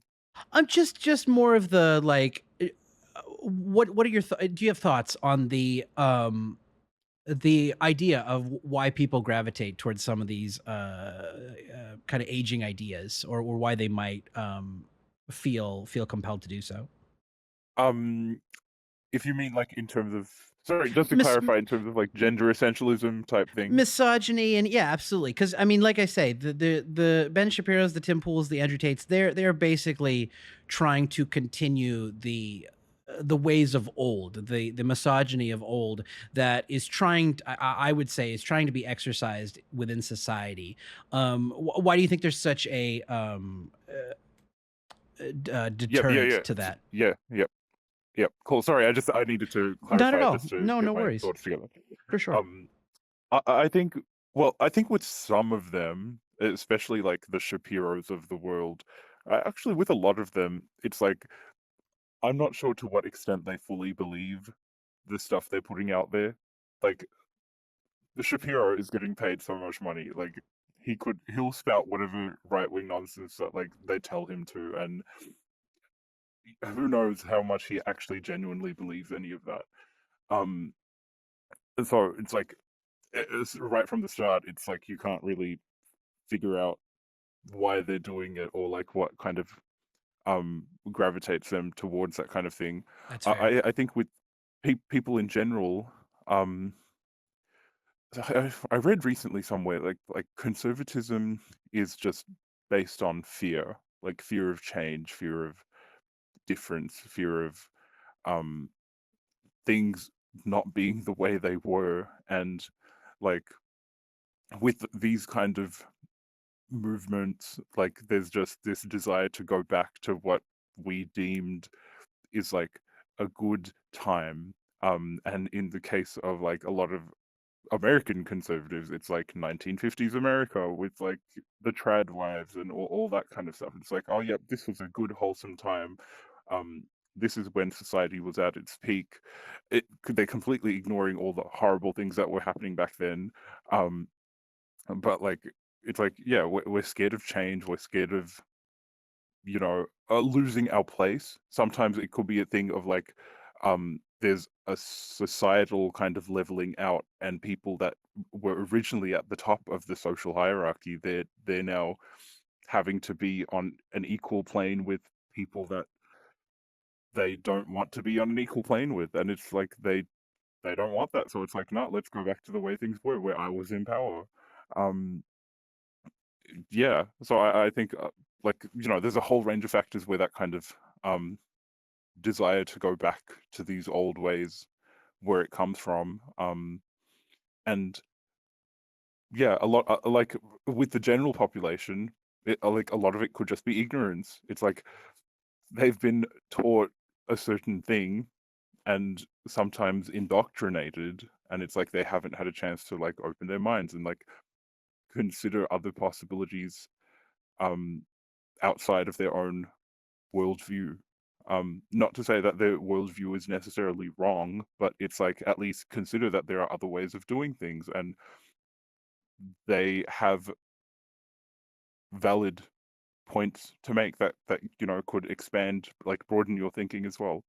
For sure. And I think the thing about it's not even about wrong. I think the only thing that can be maybe wrong is when you're encroaching on someone else's life with your views. Like I think as long as you hold your views and they're your views and you're not like telling other people how to live their life, I think that is where the kind of that is the only like kind of wrong quote unquote view, as it were. What about you, Wolf? Do you have any perspective or opinion on this? You mentioned earlier about pendulum swinging, and that's kind of, I mean, I think it's always done that, but in the age of the internet and stuff like that, it's become like it's swinging really far, and then I feel like I don't know, it's like it's swinging farther than it has in the past, or it's easier to swing or something. But because there's one side where it's like a very close-minded, I want it this way, this way, this way. If you disagree with me, you're wrong. And then there's the other side that will be so open-minded that their brain falls out, and it's the same mentality of as I want this and this and this, and if you disagree, then you're wrong. But it's the truth is almost always in the middle on almost any given topic. But like the pendulum constantly swings, and I mean people change, people grow and change and learn new things and change their opinions and junk like that. So I mean, even on a personal basis, people's pendulums swing all the time. But whenever it comes to like the Andrew Tates and all that other garbage that's going around nowadays, it's a lot of it is younger, mainly like teenage boys that have never moved out of their hometown, never really had successful relationships, and have had been raised in this thing of like boys don't cry, you got to be strong type of mentality. So then they look at these bald freaks that run sex rings and all this other stupid junk, and see them driving around in a Bugatti or whatever, and think, oh well, they're successful. And I mean, they're talking about me whenever they say men should be this, this, and this. Like I have two hairs on my chin now because I'm 14. Like I'm a man. Like that's kind of how a lot of them are kind of approaching it. And then they grow up, and then with this backwards mentality that makes them more of an adversary with the world than somebody that can kind of go into it and strike a balance and agree to disagree. It's more so, well, I'm right, you're wrong. And then that kind of speaks to what I was saying earlier, where there's always one, two sides where everyone's just screaming at each other. And then there's like most of the people on earth are in the middle and just want people to do what they want with their lives and like be good. Like that's where everybody kind of wants to be. But then you have these loudmouths on either side that keep screaming this, that, and the other.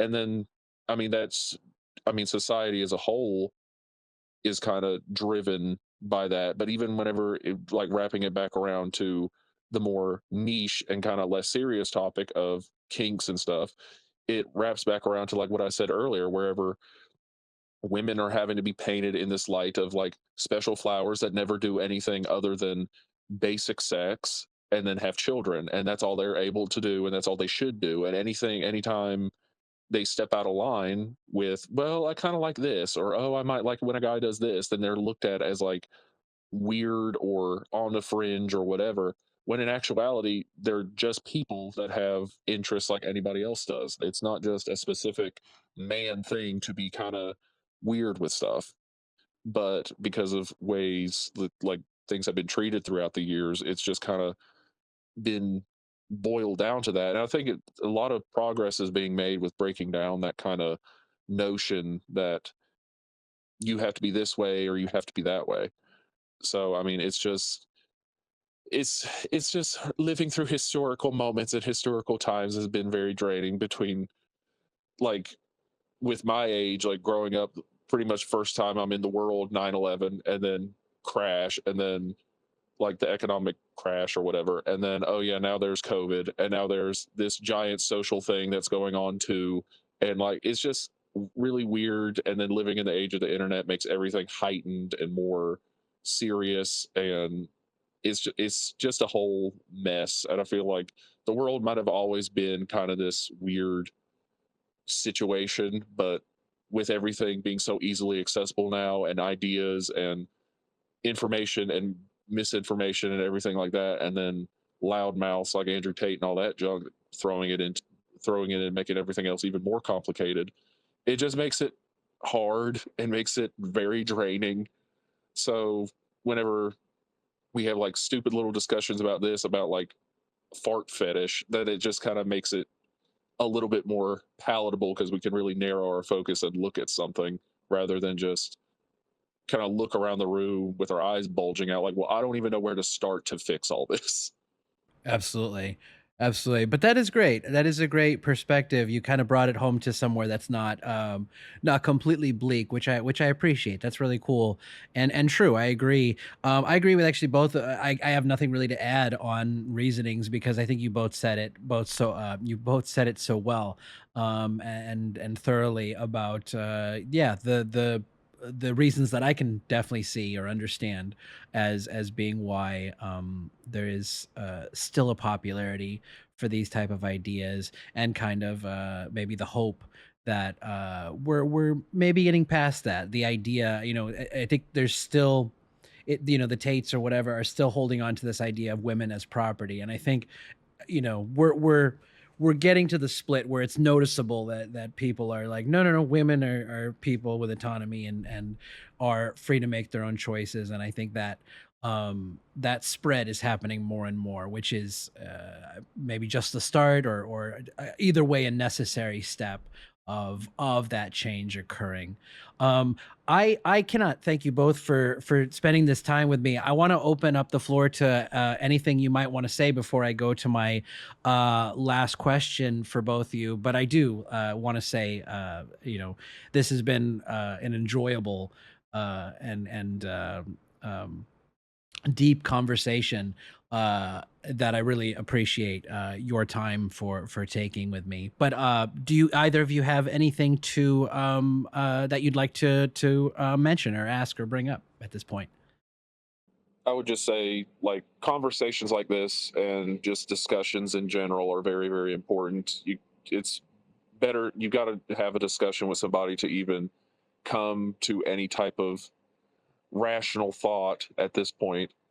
So I mean, whenever we're having these kind of discussions on how we can maybe help the community or further acceptance, or just kind of like make people aware or make people more comfortable or stuff like that, it's just really good and healthy to see that coming out of a sexual space, especially because it's one thing if we're just like, if we were sitting here talking about Dell computers and having like, well, how do we help people in the Dell computer community to be more happy or whatever.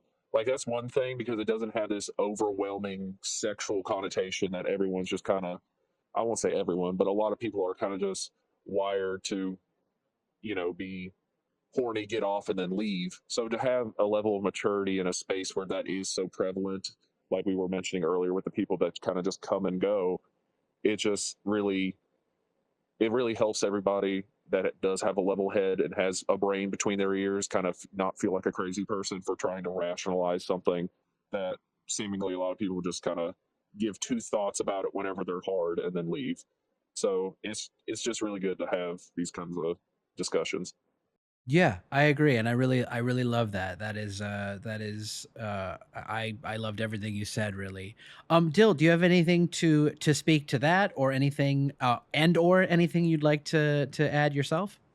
No, I think Wolf said it quite well, and I would fully agree with that. These kind of conversations are important. And I encourage anyone who's listening to, I guess, start those conversations. Um, and I guess be a bit more critical in how you approach this fetish. Like, no matter which side you're on, gay side, straight side, bi side, let's not ignore the bis. For sure. Um, like, be a bit more critical in yourself and like start those conversations, reach out, um, message me, but like don't be dry. Um, I'm happy to have these conversations with people and like get more people, I guess, more involved in the community. That's what I would like to see. Yeah, and more involved both in just like a growing the community type thing, but also more involved in these kind of, I guess, more intellectual type discussions. Yeah. I love that. I love that. Let me jump to you first, Dill, with the final question. Maybe you already covered it. Maybe you have more to say. What gives you hope for the future of the fire fetish community? I think what gives me hope is the stuff that I've been seeing a lot more recently of creators just kind of carving out our niche spaces where we can just be ourselves. And um and that's, like I said, with the live spaces, the Twitter, the Discord chats and everything, it's not necessarily entirely a sexual space.